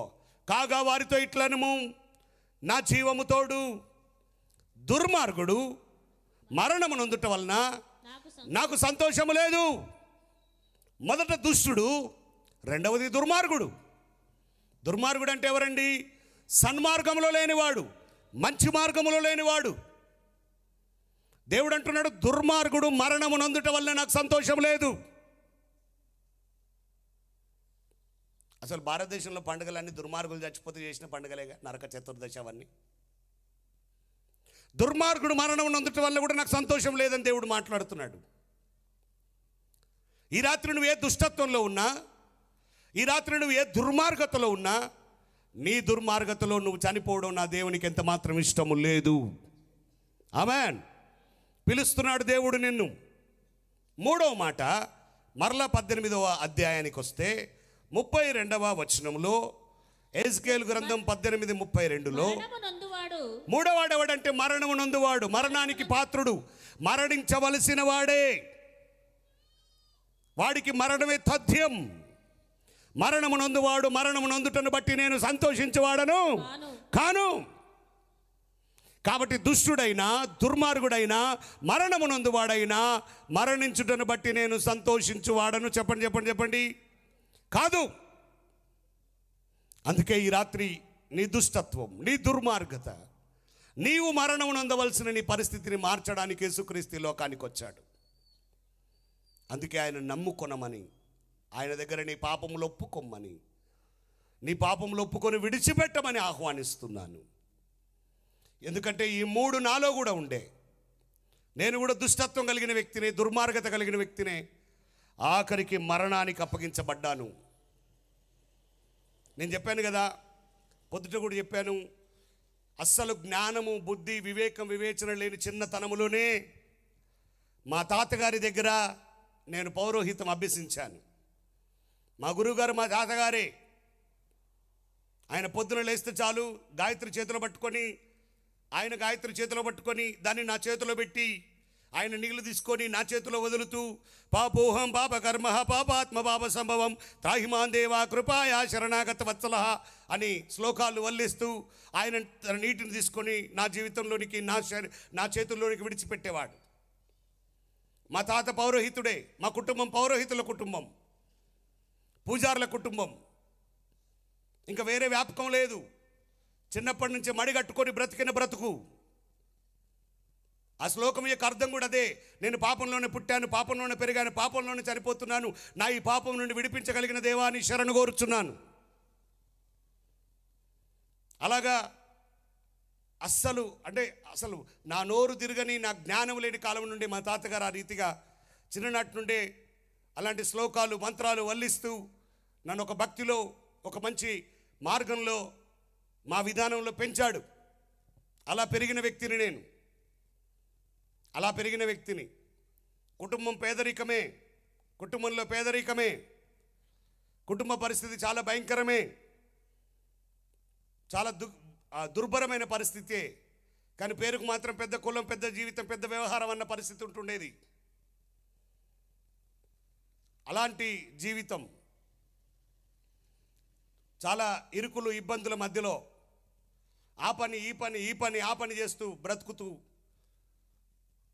మరి నాకు వయసు వచ్చిన తర్వాత, నా 10th క్లాస్ అయిపోయిన తర్వాత పరిస్థితులు ఇంకా చాలా దుర్భరంగా మారిపోవడం, మా తాత మా నాన్నమ్మను వృద్ధులైపోవడం, మా తండ్రి బాధ్యత లేనివాడిగా ఉండడం, ఇతరత్ర చాలా కారణాలను బట్టి ఇంకేదైనా చేస్తూ బ్రతకాలని రకరకాలైన పనులు చేస్తూ, మా అక్క అప్పటికే ఆమె ఇంటర్మీడియట్ కంప్లీట్ చేసి మెడికల్ వైపు చదవాలని ఇష్టపడుతుండగా మా అక్కను చదివించడానికి హైదరాబాద్కి పంపించి, మా ఇంకో అక్క ఆమె పోలియోతో ఉండేది, చిన్నప్పటి నుంచి పోలియో, ఆమెకు ట్రీట్మెంట్ చేపిస్తూ, మా అమ్మ, ఇటు మా తాత నానమ్మ, ఈ పరిస్థితులన్నీ గందరగోళంగా ఉంటుండే.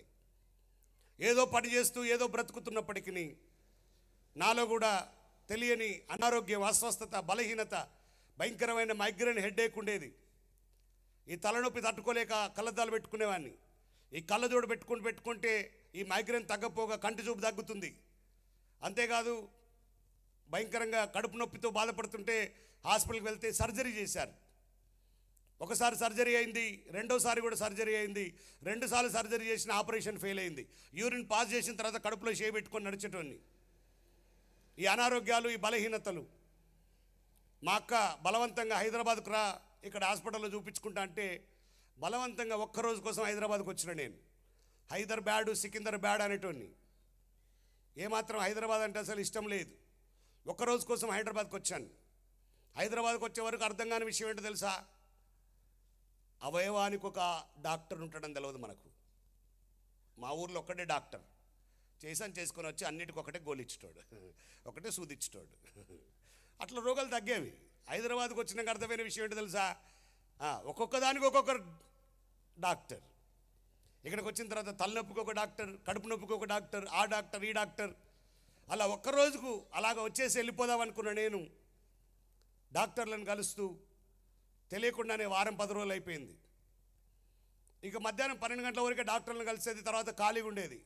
ఖాళీగా ఉండి ఏం చేస్తాం అని అక్కడిక్కడ తిరుగుతూ మా స్నేహితులను, మా బంధువుల ఇంటికి తిరుగుతున్నప్పుడు మా స్నేహితుడు ఒకడు, మా స్నేహితుడు కూడా, నా క్లాస్మేట్ కూడా వాడిని కలవడానికి వెళ్తే వాడు నన్ను బస్ స్టాప్లో దిగిన తర్వాత నన్ను పికప్ చేసుకోవడానికి కార్ వేసుకొని వచ్చాడు. కారులో ఎక్కాను, మంచి లగ్జరీ కార్. వాళ్ళ ఇంటికి వెళ్ళాను, చాలా పెద్ద ఇల్లు, బంగళా. ఆశ్చర్యపోయి అడిగాను, అరే మీరు మన ఊర్లో అప్పులు చేసి పారిపోయి వచ్చారు హైదరాబాద్కు, ఇక్కడేమో ఈ లగ్జరీ లైఫ్ ఎలా సాధ్యమైంది అంటే వాడు చెప్పాడు, ఏం పని చేస్తున్నారా, ఏం వ్యాపారం చేస్తున్నారా అంటే, పని లేదు వ్యాపారం లేదు, మన కులవృత్తి అన్నాడు. షాక్ అయినా నేను. పౌరోహితం చేస్తే డబ్బులు వస్తాయా అని అడిగాను నేను. చాలా డబ్బులు వస్తాయి హైదరాబాద్లో అన్నాడు. మా ఊర్లో పౌరోహితం చేస్తేనేమో వాడు ధాన్యం పడినప్పుడు తీసుకొచ్చి ధాన్యం బస్తా తీసిపోయేది, ₹1. హైదరాబాద్లోనే చాలా డబ్బులు వస్తాయట. చాలా ఆశ్చర్యం అనిపించింది నాకు. ఇక నేను ఎక్కువగా వానితో తిరగడం గమనిస్తుండే వాడు అసలు వీళ్ళు ఏం చేస్తున్నారు అని. ఒక శుక్రవారం వాడు ప్రతి షాప్కు, కొన్ని షాపులలోకి వెళ్ళి కొన్ని షాపులలో పూజలు చేసేవాడు. నేను కూడా వానితో పాటు ధోతి కట్టుకొని వెళ్ళేవాడిని. చూశాను నేను. వాడు, నేను చెప్పే మాట 1996-97 కాలం మాట. 1996-97లో ఒక్క శుక్రవారం వాడు పౌరోహితం చేస్తే ₹3,000 వచ్చినాయి ఒక్క రోజుకు. వామ్మో! అప్పుడు 3,000 అంటే మామూలు ముచ్చట కాదు కదా. షాక్ అయినా నేను. అరే ఇదేదో బాగుందే. నేను అడిగారే, నేను కూడా చేస్తారా? ఊర్లో పని చేస్తే మనకేమి గిట్టుబాటు అవట్లా, నేను కూడా ఇక్కడ పని చేస్తానంటే, డైరెక్ట్గా ఎవరు నేను పెట్టుకోర్రా, ఒక గురువుగారి ద్వారా వెళ్ళాలి అని చెప్పాడు. సరే అని ఒక గురువుగారి దగ్గరికి వెళ్తే ఆ గురువుగారు మా తాతగారి రికమెండేషన్ తోటి మొత్తం మీద నన్ను శిష్యుడిగా చేర్చుకున్నాడు. చాలా గొప్ప వ్యక్తి ఆయన. నాలో ఏం చూశాడో నాకు ఇప్పటికీ తెలియదు, కానీ ఆయన పాదాల మీద పడి అయ్యా నేను నీ శిష్యుడిగా ఉంటాను అంటే ఆయన అంగీకరించి నాకు ఉపదేశం చేసి ఉపనయనం చేసి ఇక నువ్వు నా శిష్యుడివి, నా వారసుడివి అన్నాడు ఆయన. ఆయనకు 6 బిడ్డలు. ఇందాక చెప్పిన స్టోరే, కొడుకు కావాలని వెయిట్ చేస్తున్నాడు ఆయన. అప్పటికి 6. నువ్వు నా శిష్యుడివి, నా వారసుడివి అన్నాడు. నేనేమో సుల్లాన్ నగర్లో ఉన్నా. దేవుడు ఎంత గొప్పోడు చూసారా. మనం ఆయనతో లేం. చక్కగా ఎప్పుడైతే ఆయన నమ్మాడో చాలా విషయాలను నాకు నేర్పిస్తూ వచ్చాడు. ఒక చదువు ఎలాగైతే అకాడమిక్స్ ఉంటే అలా అకాడమిక్స్ వైజ్గా నాకు వేదాలు, ఉపనిషత్తులు, ఇంకా పురాణాలు వీటన్నిటిని రెగ్యులర్గా బోధించేవాడు. రోజు పొద్దుట 5 గంటలకు మొదలయ్యేది మా బోధన. 9-10 గంటల వరకు అసలు తోలు తీసేవాడు ఎక్కడికక్కడికి. ఉచ్చారణ ఇంకా రకరకాలుగా శ్లోకాలు వల్లిస్తూ మంత్రాలు చెప్తూ ఉండేవాడిని. నాకు చాలా మంత్రాలు, శ్లోకాలు వస్తాయి. కాకుంటే అవన్నీ మీకు చెప్తే మీకేమో అర్థం కాదు. ఏమంటారు మీరు? అర్థమవుతుందా? ఫలాసు సకాశతారగ్రమస్తకం రౌద్రం రౌద్రాత్మకం కేతు మృణమామిహం ఏమన్నా నేను? అది కదా సమస్య. కథే అది. అసలు భారతదేశం ఎదుర్కొంటున్న ప్రధాన సమస్య ఏంటో తెలుసా? సామాన్యునికి సంస్కృతం అర్థం కాకపోవడం. అంతే. సామాన్యుడికి సంస్కృతం అర్థం కాకపోవడం పెద్ద సమస్య. ఏమన్నంటే అది దైవ భాష అన్నం మేము నోరు మూపినానికి. అలాగా శ్లోకాలు నేర్చుకుంటూ అలాగా ఆ వైపుగా నా స్టడీస్ చేస్తూ 10 గంటల నుంచి 1 గంట వరకు అమీర్పేటలో ఆ చౌరస్తాలో ఆ జంక్షన్లో ఉన్న కనకదుర్గదేవి ఆలయంలో నేను పూజారిగా పనిచేసేవాడిని. ఎందుకంటే పొట్ట తిప్పల కొరకు. మా గురువుగారు డబ్బులు ఏమి ఇవ్వడు, ఆయన నేర్పించడమే అంతే. ఆయన రికమెండేషన్లో పార్ట్ టైం ప్రీస్ట్గా జాయిన్ అయ్యాను. 4 గంటలు అంతే. అక్కడికి వెళ్ళిన తర్వాత వాళ్ళు ఏమన్నారంటే 4 గంటలకు 500 రూపాయలు ఇచ్చేవారు ఆ దినాల్లో ప్రతిరోజు.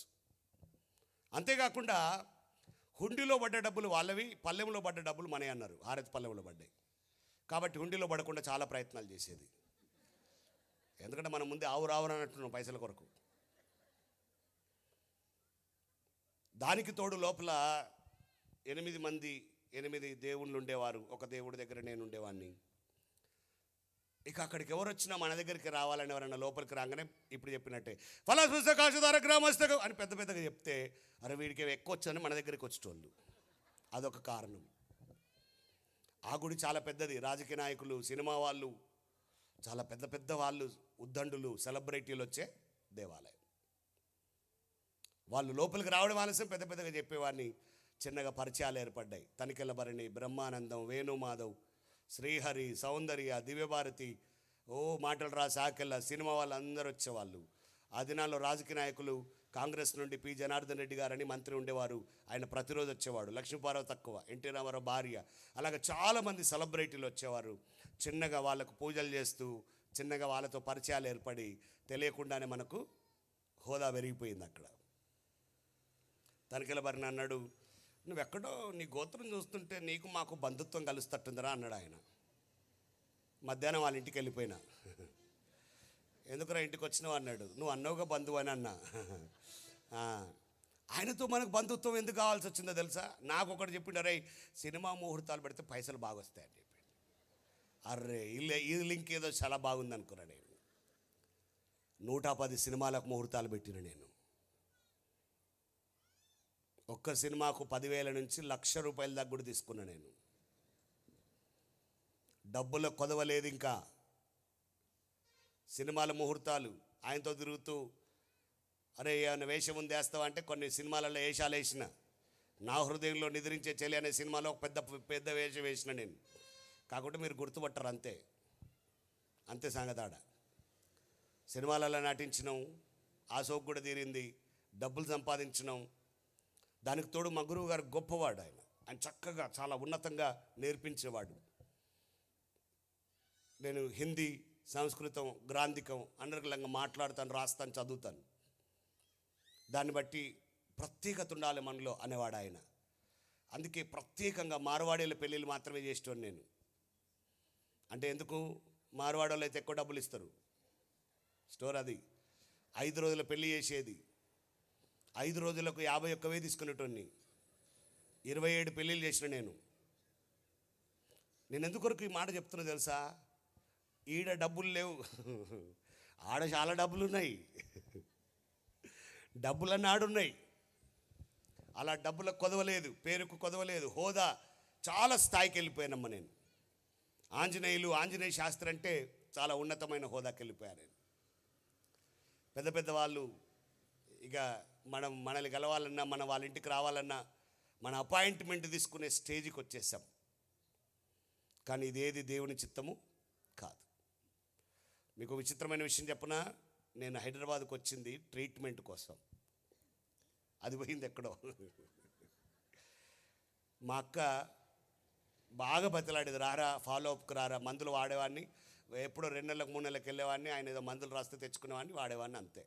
ఈ డబ్బుల హడావుడిలో పడిపోయి పెద్ద రోగం కూడా పెద్దగా ఇబ్బంది పెట్టలే. విచిత్రం, డబ్బులు కొన్నిటిని అణచివేస్తాయి కదా, అలాగా.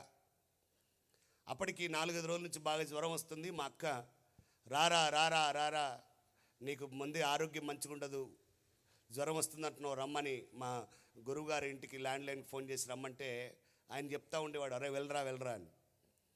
అప్పటికి 4 రోజులు 5 రోజులు అయింది, బాగా నీరసంగా ఉంది, తప్పదని మా అక్కను కలవడానికి వెళ్ళాను. మా అక్క మ్యారేజ్ కూడా చేశాం. కలవడానికి వెళ్తే ఇంకా వెళ్ళి డాక్టర్తో మాట్లాడాలి, డాక్టర్ అపాయింట్మెంట్ తీసుకుంది. అమీర్పేటలో బస్ స్టాప్ దగ్గరకు వచ్చి నిలబడ్డదే గుర్తుకుంది. బస్ స్టాప్లో నిలబడ్డదే గుర్తుకుంది. మెలకు వచ్చి చూస్తే నన్ను మూలకు పడేశారు. నాకు అర్థం కాలే ఏమైందో. నేను మొత్తం ఒళ్ళంతా బురద అయిపోయింది, రక్తం అయిపోయింది, నా షర్ట్ అంతా ఇలాగే లాల్చి వేసుకున్నాను, మొత్తం రక్తం అయిపోయింది. నేను లేస్తుంటే ఒక ఆయన వచ్చి చేయి పట్టుకొని లేపి కూర్చోబెట్టాడు. ఏమైందండి అన్నా నేను. ఏమైంది బాబు? 4 పట్టుకుని ఆగలేదు, ఫిట్స్ వచ్చింది నీకు, ఫిట్స్ వచ్చింది, 4 పట్టుకుని ఆగలేదు, నీ నాలుక నువ్వే కొరుక్కున్నావు, ఓ గందరగోళం చేసావు, చచ్చిపోతావేమో అనుకున్నాం, భయమైంది మాకని చెప్పాడు ఆయన. నీళ్ళు పోసావు నీ మీద, నేను గట్టిగా పట్టుకున్నాం, తాళం చేయబెట్టావు నీ చేతిలో అన్నాడు. అదేది పని చేయలే. ఒక ఆటో మాట్లాడుకొని మెల్లిగా మా అక్క దగ్గరకు వచ్చేసాను. ప్రేమైన వారలారా, పగవారికి కూడా అటువంటి రోగాలు ఉండొద్దు. పగవారికి కూడా రోజుకు 12 నుంచి 16 సార్లు ఫిట్స్ వచ్చేది.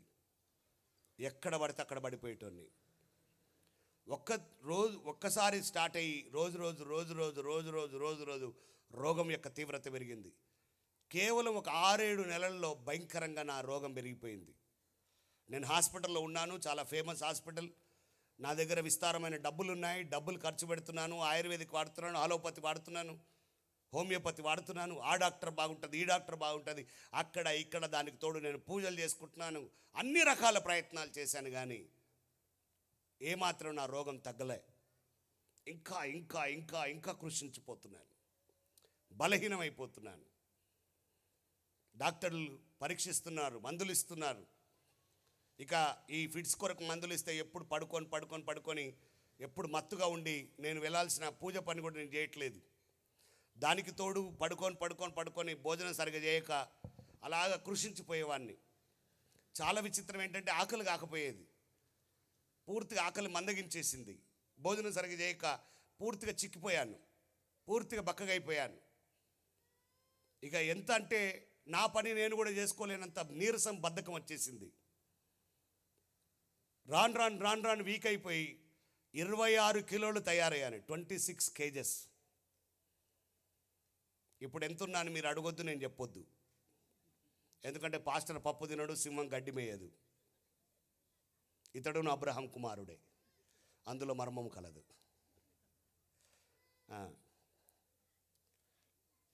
చాలా విచిత్రం. అందుకే చాలామంది శాస్త్రి గారు మీరు ఏం తింటారు అంటారు. ఏం తినరు అని అడగాలి మీరు. అది పరిస్థితి. 26 కిలోలు తయారైపోయి నా మరణం నాకు కనబడే అంత వీక్ అయిపోయినా.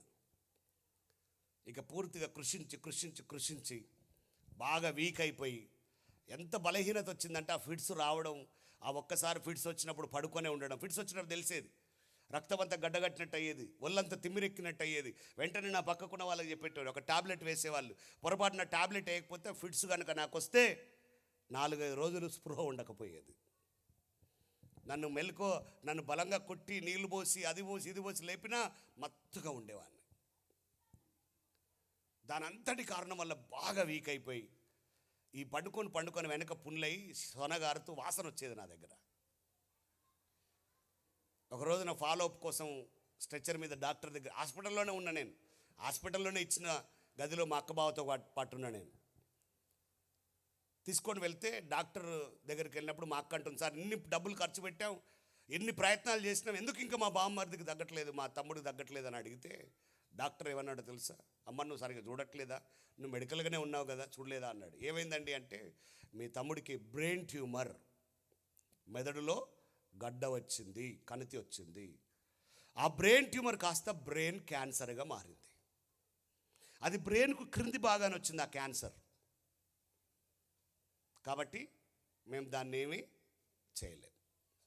మాకుండా ఆపరేషన్ చేస్తారా సార్ అంటే, ఆపరేషన్ చేసేంత టెక్నాలజీ లేదు అప్పుడు, అది కుదరదని చెప్పాడు. మరి ఏం చేద్దాం, ఎలా సార్ అంటే ఆయన అంటున్నాడు, అమ్మ ఇప్పటికే చాలా డబ్బులు ఖర్చు పెట్టారు, ఎక్కడ డాక్టర్ అంటే ఎక్కడ డాక్టర్ ఈ ఎంతైతే ఇష్టం వచ్చినట్టుగా కడుపు కట్టుకొని రకరకాలుగా సంపాదించానో అంత డాక్టర్ల పాలైపోయింది. రాజుల సొమ్ము రాళ్ళ పాలు అన్నట్టు అది కథ. ఏమి లేదు, మళ్ళీ జీరో పరిస్థితి వచ్చేసింది. డాక్టర్ అంటుండు, నువ్వు ఎక్కడ ప్రయత్నం చేసినా దీనికి మందు లేదు, మీ తమ్ముడికి 2 బ్రెయిన్లో ట్యూమర్, ఆ ట్యూమరు క్యాన్సర్, దాన్ని మనం ఏం చేయలేం. మరి ఎలా సార్ అంటే డాక్టర్ అంటుండమ్మా నాకు కూడా ఏం చేయాలో తెలియట్లేదు, నాకు తెలిసి నాకున్న జ్ఞానం ప్రకారం మీ తమ్ముడు 4 రోజుల కంటే ఎక్కువ బ్రతకడు. ఆయన రాసేశాడు, Anjaneyulu he will compulsory dead below 1 month అని రాసేశాడు. 4 రోజుల లోపల చనిపోతాడని చెప్పాడు. అది నా పరిస్థితి. ఆయన చెప్పినప్పుడు నేను అక్కడ స్ట్రెచ్చర్ మీద పడుకొని ఉన్నాను, గుండె పగిలిపోతుంది భయంకరంగా, మా అక్క ఏడుస్తుంది, నేను ఏడుస్తున్నాను, ఏం చేయాలో తెలియదు. ఇక మెల్లిగా రూమ్కి వచ్చాను, మా అక్కకి ఇచ్చిన రూమ్లోనే ఉన్నాం, అందరం ఏడుస్తున్నాం. డాక్టర్ చెప్పడం కాదు, నేను కూడా రోజులు లెక్క పెట్టుకుంటున్నాను, ఎందుకంటే నా శరీరం నాతో చెప్తుంది నువ్వు బ్రతకడం కష్టమని. అలాగ రోజులు లెక్క పెట్టుకుంటూ భయంకరంగా మరణానికి చేరువలో ఉంటున్నప్పుడు, మరి ఫిట్స్ వచ్చినప్పుడు ఎవరో ఒకరు నా దగ్గర ఉండాలి. మా బావ ఎక్కువ నాతో ఉండేవాడు. ఆ ఫిట్స్ వచ్చినప్పుడు ఆయన నాకు ఆ టాబ్లెట్ వేసి నా దగ్గర ఉండి ఆయన నాతో చెప్తున్నాడు, నాతో మాట్లాడుతున్నాడు. అరే ఒక విషయం చెప్తాను వింటవా అన్నాడు. చెప్పండి బావ అన్నాడు. యేసుక్రీస్తు ప్రభు నమ్ముకుంటే నీకు బాగా అవుతుందని చెప్పిండు ఆయన. షాక్ అసలు. మా గురువు గారు ఏం చెప్పారో తెలుసా? యేసుక్రీస్తు పేరు నోటితో మాట్లాడొద్దు, చెవులతో వినొద్దు. అంటే యేసుక్రీస్తు అని చెప్పలేదు ఆయన. మన దేవుళ్ళు కాకుండా ఉండే అన్య దేవుని పేరు మన నోటితో మాట్లాడొద్దు, చెవులతో వినొద్దు. నోటితో మాట్లాడిన చెవులతో విన్నా నువ్వు నరకానికి వెళ్తావు, నీ ఉపదేశం పోతుంది, నీ తల 16,000 ముక్కలు అయిద్ది అన్నాడు ఆయన. పొరపాటున వింటే ఏం చేయమంటావు గురువుగారు అంటే, తీర్థం తీసుకొని 108 సార్లు మంత్రం చెప్పి నోరు చెవులు కడుక్కోవాలని చెప్పిండు ఆయన. ఇప్పుడు నోరు చెవులు ఎడ గడుపుతావు? ఇక నా కోపం వచ్చి మా బావ మీద కేకలేసా, ఏం బావ దరిద్రం, ఎక్కడ దేవుణ్ణి తీసుకొచ్చి చెప్పావు అది దాన్ని కేకలేస్తుంటే ఆయన అన్నాడు, అరే నాకు తెలిసిన వాళ్ళు చెప్పారు, దాన్ని నేను నీకు చెప్తున్నా, నీ ఇష్టం అన్నట్టుగా ఆయన చెప్పాడు. నాకు బాగా కోపం వచ్చి బావ మీద అరిస్తే బావ కొంచెం అలిగాడు, పక్కకి వెళ్ళిపోయాడు. కొద్దిసేపు నాకు మా అక్క వచ్చింది. మా అక్క రాగానే ఏమైందిరా అంత సీరియస్గా ఉన్నారు ఇద్దరు అన్నది. ఏం లేదు అక్క అన్న.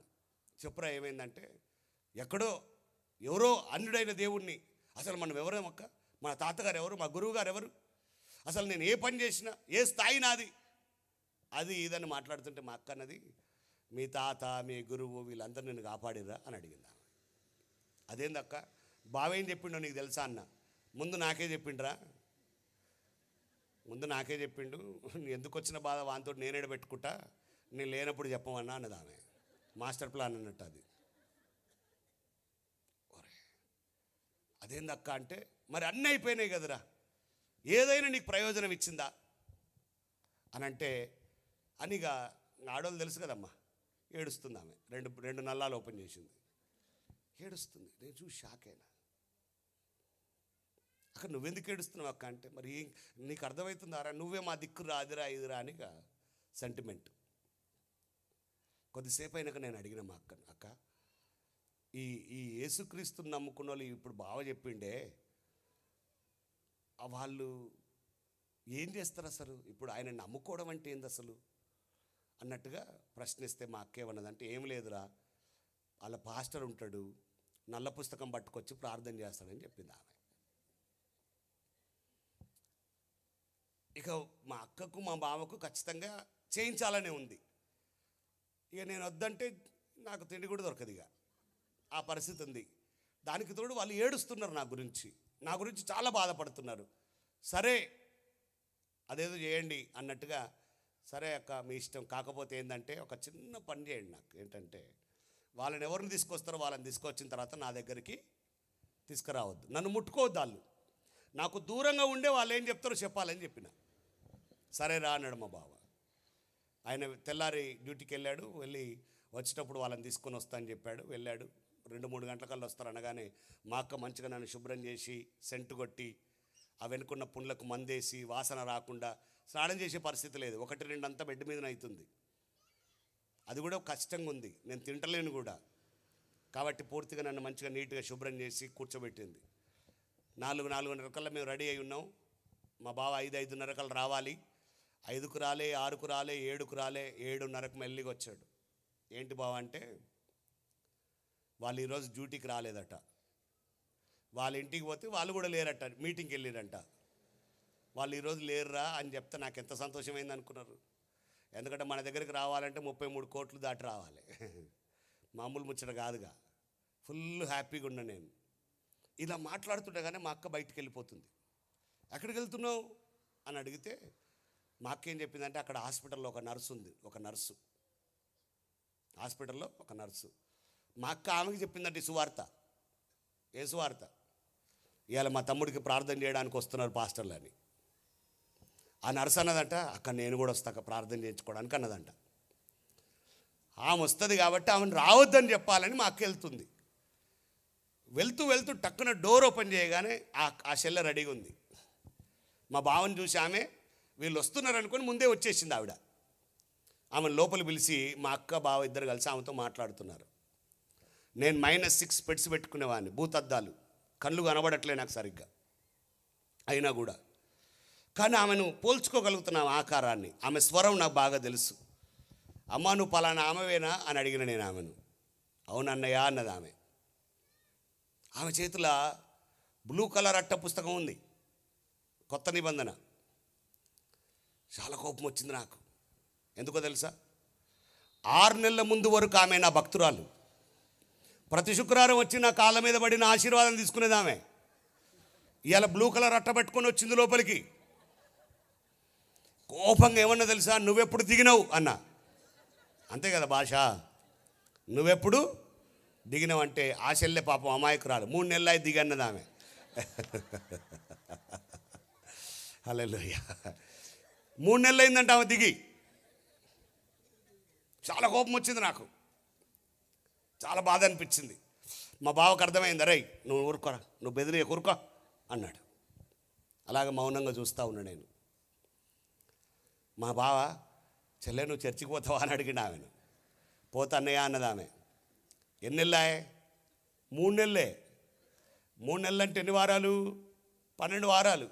12 వారాల్లో ఎన్ని వారాలు పోయిందో ఆమె కదండి. అయితే ఆమెను ఏమడిగాడంటే, నీకు ప్రార్థన చేయడం వచ్చా అన్నది. అనగానే అమ్మాయి ఏమన్నా తెలుసా, నాకు భయం అవుతుంది ఈమెతో చేపిస్తాడయిందని. అమ్మాయి ఏమన్నా తెలుసా, వచ్చన్నయ్యా అన్నది. అయితే మా బామ్మర్దికి ప్రార్థన చేస్తావా అని అడిగాడు. అయ్యింది కథ. ఆ చెల్లె ఏం భయపడకుండా చేస్తాన్నయ్యా అన్నది. హల్లెలూయా. దేవుడంత ప్రణాళిక కలిగిన వాడు చూడండి. ఆమె చేస్తానని ఇప్పటికి ఆమె నన్ను ముట్టుకుంటుంది. ఆమెను దూరంగా ఉండమని చెప్పలేను, ఎందుకంటే ఇదివరకు నా భక్తురాలు ఆమె నా కాళ్ళు దాకింది, ఆమె తలను దాకిన నేను. వ్యవహారం కుదరదుగా. దానికి తోడు మా అక్క దోస్తు, మా అక్క ఫ్రెండు, మాకు బాగా తెలిసిన అమ్మాయి. అందుకే నేరుగా నా తల దగ్గరకు వచ్చి మోకరించేసి మా అక్క బావని అటువైపు మోకరించమని చెప్పి ఆ అమ్మాయి ప్రార్థన చేస్తానన్నది. మా అక్క బావ అటు నుంచి మోకరించారు. ఆ చెల్లె ఇటువైపు మోకరించింది.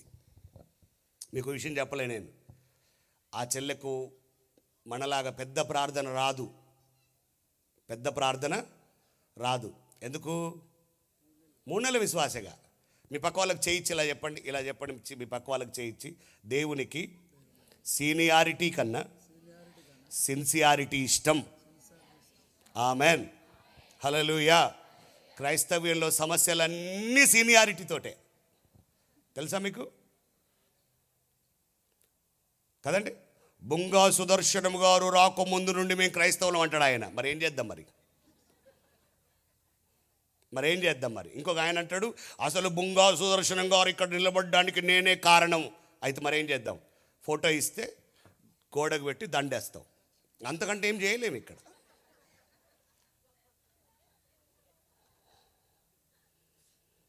నీ సీనియారిటీ వల్ల లాభం ఏం లేదు సార్, నీ సిన్సియారిటీ కావాలి.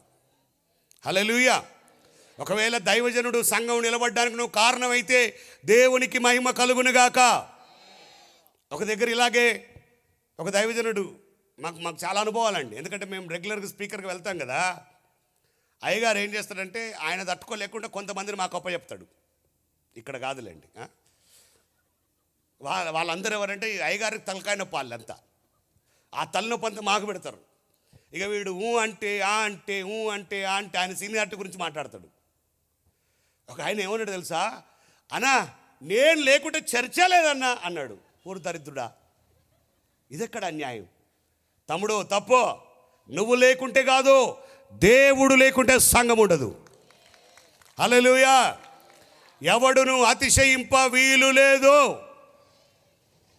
కాబట్టి నేను 2 చేతులు జోడించి చెప్తున్నామా, సంఘములో కావాల్సింది సీనియర్ క్రైస్తవులు కాదండోయ్, సిన్సియర్ క్రైస్తవులు కావాలి.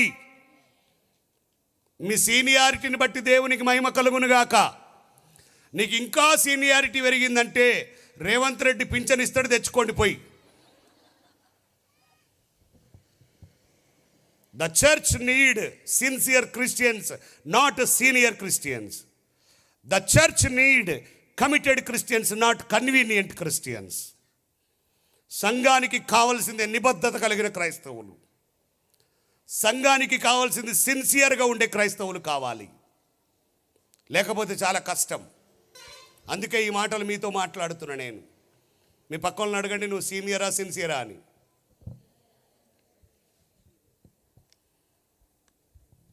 మన అయ్యగారులలో కూడా ఉంటుంది ఆ బుద్ధి. అయ్యా మేము సీనియర్ సేవకులం అంటాడు ఆయన. అయితే ఏం చేద్దాం మరి? నిజంగా మీ సీనియారిటీ మాకు అవసరమే, కానీ మాదిరి లేని సీనియారిటీతో మాకేం పని కాదు. సమస్యే. నాకు తెలిసిన ఒక ఆయన కూడా నేను చాలా సీనియర్ అన్నాడు. 3 భార్యలు ఉన్నారు ఆయనకు. నేనేం చేయాలి? నీ సీనియారిటీ నాకు ఎక్కడెక్కడ వస్తుంది చెప్పు? వద్దండి, సిన్సియారిటీ కావాలి. చెప్పండి. సిన్సియారిటీ లేని క్రైస్తవులతో లాభం లేదు.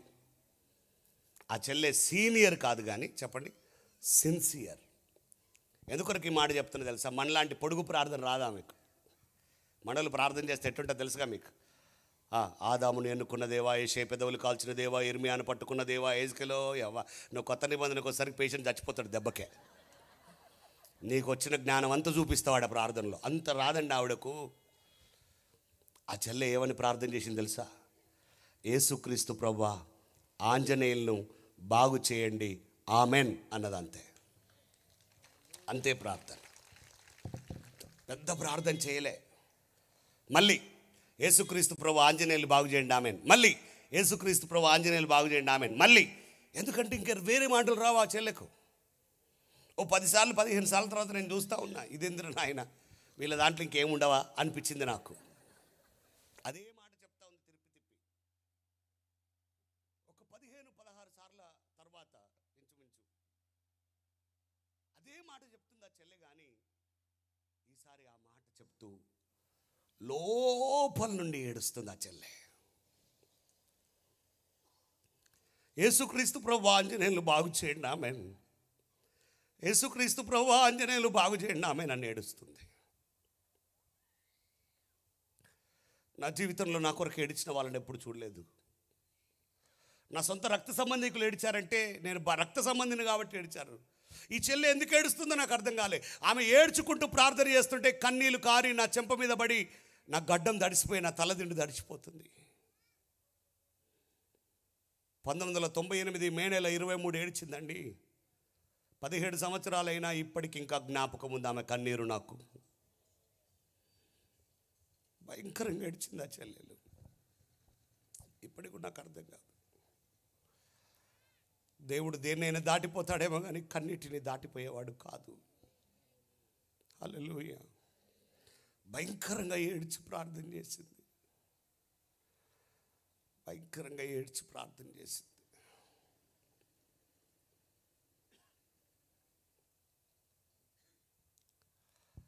ఆమె కన్నీరు నన్ను మార్చింది. కన్నీరు వ్యర్థం కాదు ప్రియులారా. ఇప్పటికి కూడా నాకు అర్థం కాని విషయం ఏంటంటే ఎందుకు ఏడ్చిందో ఆ చెల్లి నాకు ఇప్పటికి తెలియదు. Still I don't know. ఏడ్చాల్సిన ప్రేమ దేవుని ప్రేమ మాత్రమేనేమో, ఇంకా అది ఏది కాదు ప్రియులారా. కన్నీరు కార్చి ఆమె దగ్గర ఉన్న కొత్త నిబంధన బైబిల్ నా చేతిలో పెట్టి మీరు కూడా చదువుకొని ప్రార్థన చేసుకోండి అని చెప్పి వెళ్ళిపోయింది. ఆమె వెళ్ళిపోగానే మా బావ అంటున్నాడు, అరే నువ్వు కూడా ప్రార్థన చేయరా.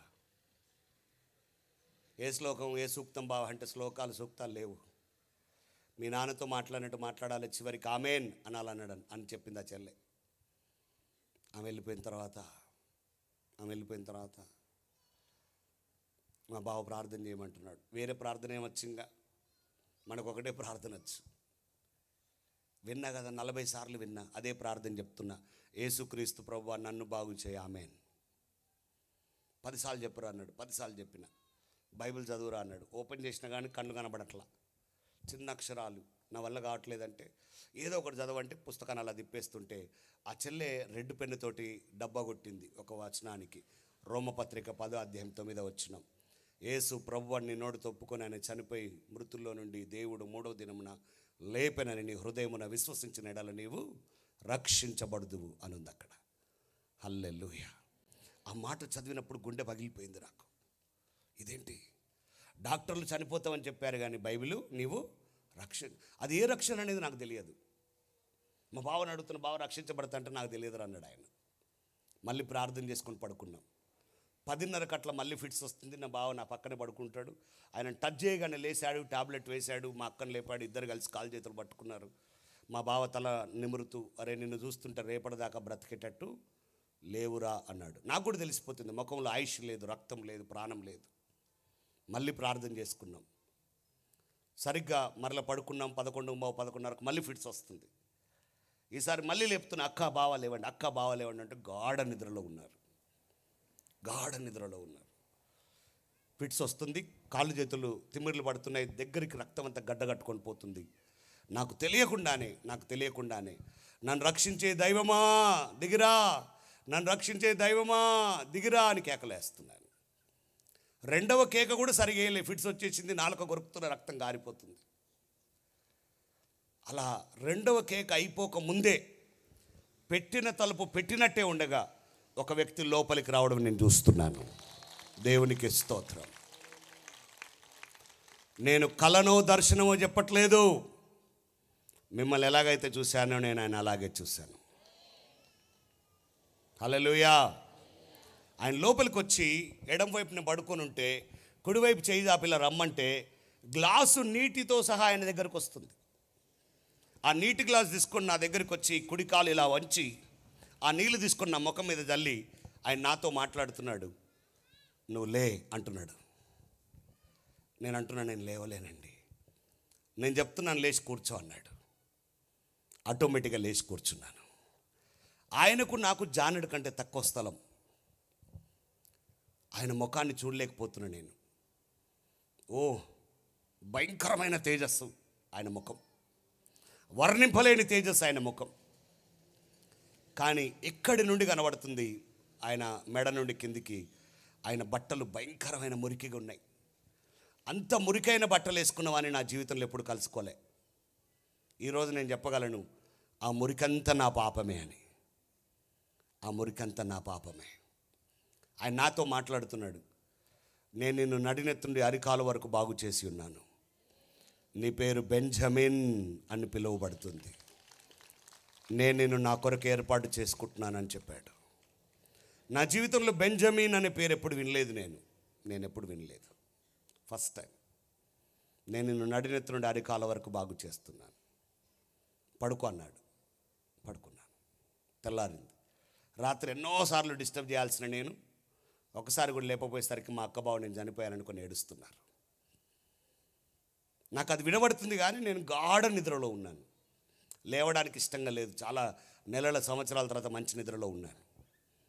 కొద్దిసేపు అయిన తర్వాత మా బావ వీడున్నాడో లేదో చెక్ చేద్దామని వచ్చి నన్ను చెక్ చేస్తున్నాడు. ఆయన చేతి పట్టుకొని, మా బావ మెడికల్ డిపార్ట్మెంట్ కానే కాదు ఆయన వచ్చి చెక్ చేస్తున్నాడు ఇటు బతుకున్నాడా లేదా అని. విచిత్రం కదా. మెడికల్ డిపార్ట్మెంట్ మా అక్క. ఏ సౌండ్లు ఏమి లేకపోయేసరికి ఆయనకు డౌట్ వచ్చి మీద వండుకొని గుండె కొట్టుకుంటుందా లేదా చూద్దామని మీద వండుకొని గుండె మీద పడుకొని చూస్తున్నాడు. ఎప్పుడైతే ఆయన బరువు నా మీద పడ్డదో తట్టుకోలేకుండా ఆయనను గట్టిగా నెట్టుకుంటూ లేచి నిలబడితే అబాబాబాబాబా అని ఆయన గట్టిగా తిరుగుతూ ఉన్నాడు. ఆయన ఎందుకో తెలుసా? చచ్చిపోయినా అనుకున్నాను నేను. ఇద్దరు పట్టుకొని లేపి కూర్చోబెట్టాడు. అబ్బాబాబాబాబా అని నేను నా అంతటా నేను ఆయన అంత బరువు మనిషిని నెట్టి నిలబడేసరికి దయ్యం అన్నట్టుగా నాకు అక్కడ కుప్పకూలిపోయింది. గంటన్నర పట్టింది వాళ్ళు కోలుకోవడానికి. ఏమైందిరా అన్నాడు ఆయన. ఇదిగో బావ ఇదే జరిగిన విషయం చెప్పిన. ఎవరు వచ్చిర్రు, గ్లాస్ వచ్చింది, నేను బతికే ఉన్నా అని వింతగా ప్రవర్తిస్తున్నాను నేను. ఆయన వింతగా చూస్తున్నాడు నన్ను. చాలా టైం పట్టింది. ఒక గంటన్నరకు అంత కుదుట పడింది. అంత అయిపోయిన తర్వాత ఇట్లా జరుగుతుందా అన్నాడు. నాకేం తెలుసు బావా. సరే అయితే పాస్టర్మ్మకు ఫోన్ చేసినాం. ఎవరు పాస్టర్మ్మ? అవును, పాస్టర్మ్మని చేసినావు. హల్లెలూయా. ఆ లోపల నుంచి ఇంటర్ కనెక్షన్లో ఆమెకు ఫోన్ చేసి, అమ్మా ఇక మా బావనే మాట్లాడిండు. ఈయనకేం సరిగా చెప్పరాలే, ఆమెకేమో సరిగా అర్థం కాలే. భయపడి సెలవు పెట్టిపోయింది చెల్లె. ఈయన ఆత్రంగా చెప్పిండు. ఆమె భయపడ్డది పాపం. ఇక ఆమె వెళ్ళిపోయింది. ఇక మనకి ఎవరు లేడు చెప్పేటోడు. ఇక నేనేమో మంచిగా హాయిగా స్నానం చేసుకొని కిందికి మీదికి బయటికి లోపలికి తిరుగుతున్నా. మా అక్క దగ్గరకు వచ్చి, అక్క ఆకలి అవుతుంది అన్నం పెట్టకంటే ఎంత అవుతుంది అంటే 12 అవుతుంది. 8 సార్లు తిన్నవరా అంటుంది మా అక్క. నాకు ఆకలి అవుతుంది అక్క. నేను ఎక్కడికి పోతే అక్కడికి మా బావ నువ్వు మందు డబ్బా పట్టుకొని వెనక్కి వస్తున్నాడు. బావ నువ్వు డ్యూటీకి పోవచ్చు కదా అని. నేను కాదురా చచ్చిపోయే ముందు ఇట్లనే చేస్తారట అంటాడు ఆయన. ఇంకా సావెక్కడిది బావ, సావెప్పుడో చచ్చిపోయింది. హల్లెలూయా. చావు లేదు నా జీవితంలో.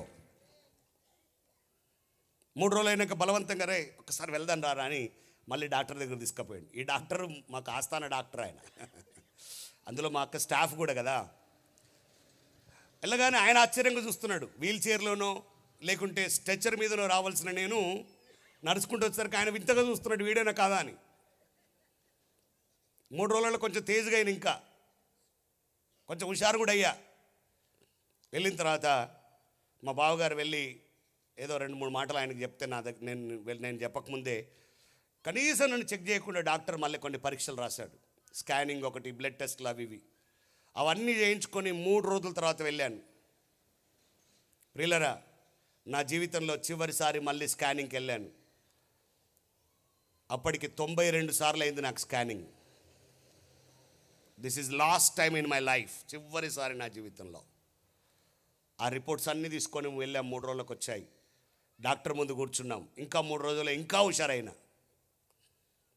డాక్టర్ గారు ఫైల్ తీసి చూస్తున్నాడు, నన్ను చూస్తున్నాడు. ఫైల్ చూస్తున్నాడు, నన్ను చూస్తున్నాడు. నాకు భయం అవుతుంది, ఏం చెప్తాడు అయిందని. నేను కొద్దిసేపు అయినాక ఫైల్ క్లోజ్ చేసి నా దగ్గరకు వచ్చి గట్టిగా ఆయన రాగానే నేను లేచి నిలబడగానే గట్టిగా కౌగులించుకున్నాడు ఆయన.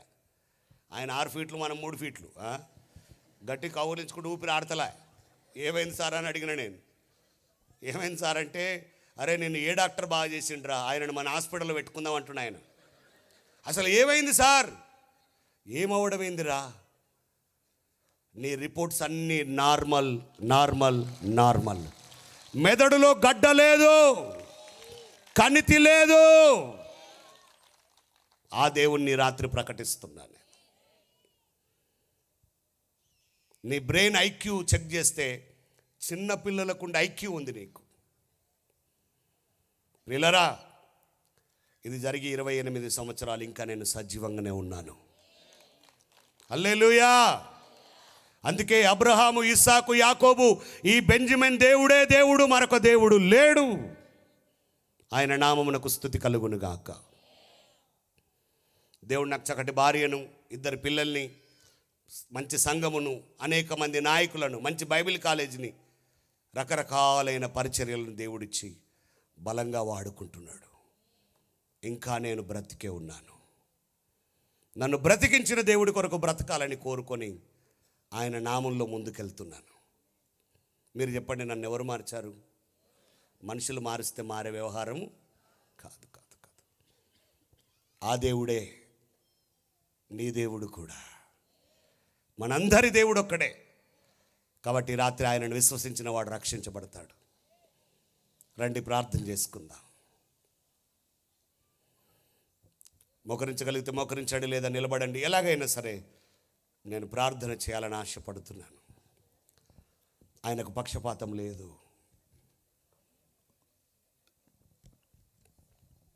ఈ రాత్రి నీ జీవితంలో ఏదైనా చేయుటకు ఆయనకు సాధ్యమే. ఏదైనా చేయగలిగిన దేవుడు ఆయన. ప్రభుతో మాట్లాడదామా?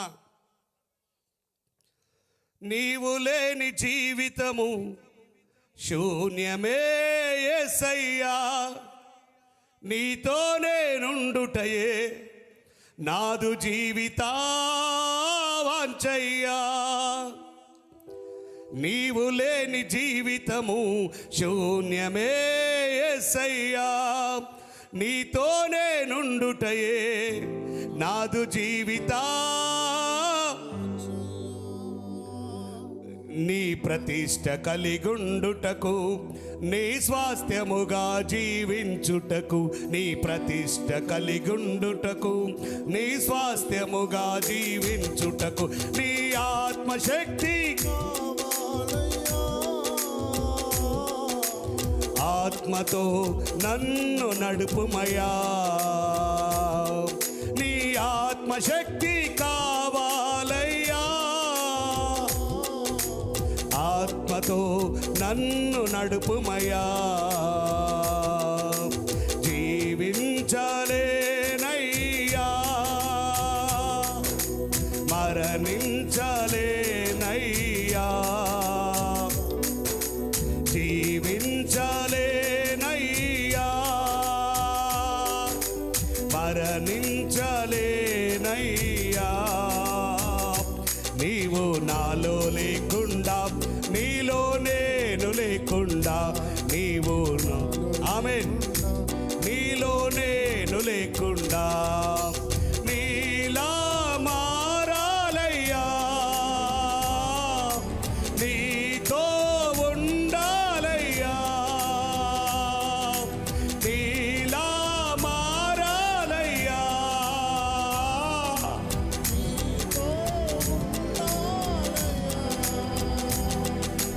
నీవే కావాలయ్యా యేసు, నీవే కావాలయ్యా.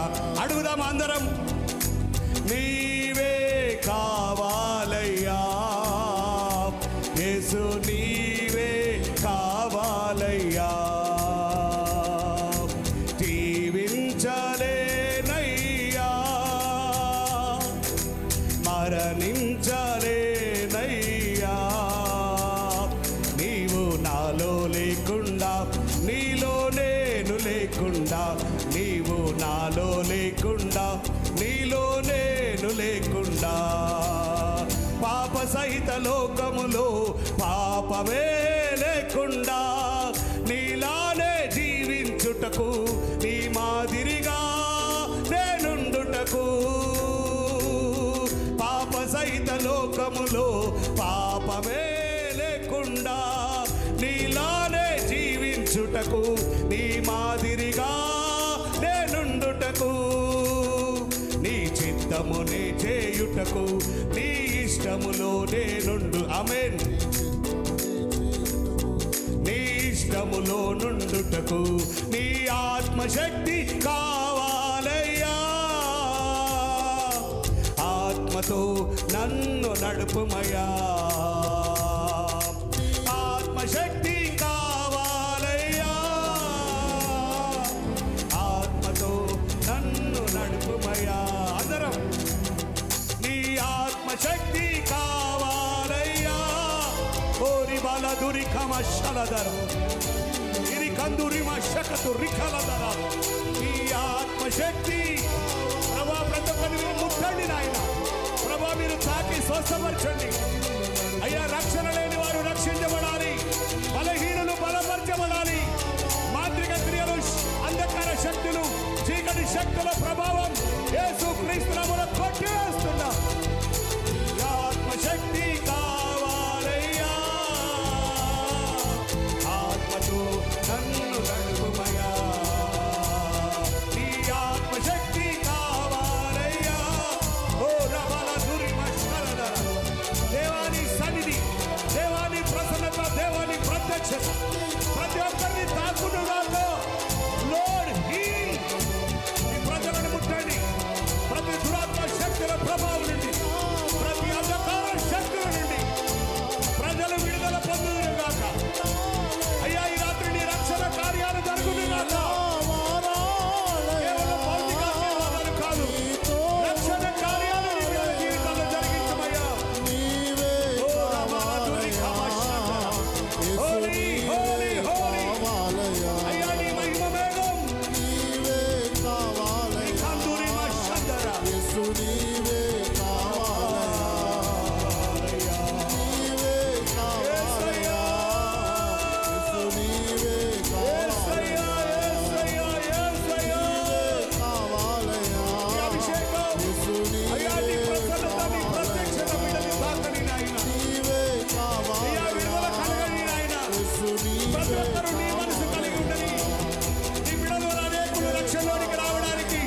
రక్షణ సాధనాలుగా నీ బిడ్డలు మార్చుము దేవా.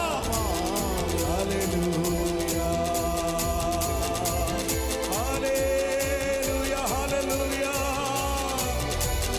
యేసయ్యా కృప కృప కృప కృప.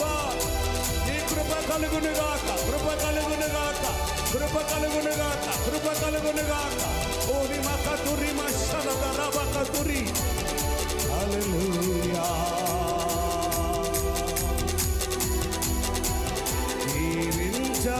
జీవించలేనయ్యా, మరణించలేనయ్యా. నీవు నాలో లేకుండా, నీలో నేను లేకుండా. సర్వకృపానిధివైన తండ్రి, నీ పరిశుద్ధ పాదాలు పట్టుకుంటున్నాను నాయన. ఈ రాత్రి మీరు మా అందరితో మాట్లాడినందుకు వందనాలు. నీ సువార్త ప్రతి ఒక్కరు అంగీకరించాలి. నీ సువార్త అనేకులను ఆకర్షించాలి. నీ సువార్త నీ ప్రజల్ని నడిపించాలని ప్రార్థిస్తున్నాను. ప్రతి ఒక్కరి మీద నీ కృప తోడై ఉండును గాక నాయన. ఇంకెవరైతే నిన్ను ప్రభువుగా రక్షకుడిగా అంగీకరించలేదో వారందరూ నిన్ను ప్రభువుగా రక్షకుడిగా అంగీకరించాలని ప్రార్థిస్తున్నాను. ఈ రాత్రి మేము వేసిన సువార్త విత్తనం ఈ ప్రాంతంలో మొలకెత్తాలి. ఈ ప్రాంతంలో వర్ధిల్లాలి. అయ్యా మీకా 4:2 యేషయా 2:2 చెప్పినట్లుగా నదీ ప్రవాహం వలె అన్యులు మందిరములలో చేర్చబడుదురుగాక. సంఘ సరిహద్దులు విశాలపరచబడునుగాక. కొందరినైనా అగ్నిలో నుంచి లాగినట్టుగా లాగుదుముగాక. సర్వ సత్యములోనికి ప్రజలు వచ్చుదురుగాక. నీ కనికరం ఉండునుగాక నాయన. అయ్యా ఎవరైతే క్రైస్తవులుగా ఉన్నారో వారు తమ సొంత రక్షణను భయముతో వణుకుతో కొనసాగించు. అనేకులకు సాక్ష్యముగా ఉండి క్రీస్తు పత్రికలుగా మార్చబడుదురుగాక. ప్రతి ఒక్కరి ద్వారా మీ రాజ్యం వచ్చునుగాక. మీ మహిమ కనపరచబడునుగాక. మీరే దీవించి ఆశీర్వదించండి. అయ్యా ఈ ఏసీఏ చర్చ్ను, అయ్యా తండ్రి బ్రాంచ్ చర్చెస్ను ఈ ప్రాంతంలో తెలంగాణ ఆంధ్ర ప్రాంతంలో ఉన్న ఏసీఏ చర్చెస్ అన్నిటిని బట్టి వందనాలు. దైవజనులందరిని బట్టి కృతజ్ఞతలు. ప్రత్యేకంగా సుదర్శనమయ్య గారిని బట్టి వారి కుటుంబాన్ని బట్టి మహిమ కలుగునుగాక. వారికి ఇచ్చిన సంఘ కుటుంబాన్ని బట్టి కూడా వందనాలు. అయ్యా ఈ ప్రాంతంలో నీ రాజ్యం వచ్చునుగాక. మీరే మహిమ ఘనత ప్రభావం పొందుకోమని ప్రతి ఒక్కరిని దీవించి ఆశీర్వదించి నీ కృప అనుగ్రహించమని మీరే సహాయము చేయమని మమ్ములను మా కుటుంబాలను మా పరిచయను మీ ఆధీనపరుస్తుంది. కూడి వచ్చిన దైవజనులను వారి సంఘ సరిహద్దులు విశాలపరచండి. ప్రతి ఒక్కరిని ఆశీర్వదించమని ప్రార్థిస్తాం.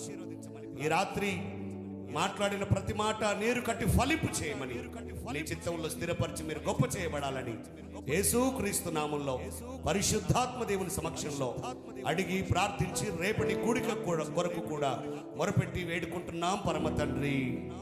ఆమెన్.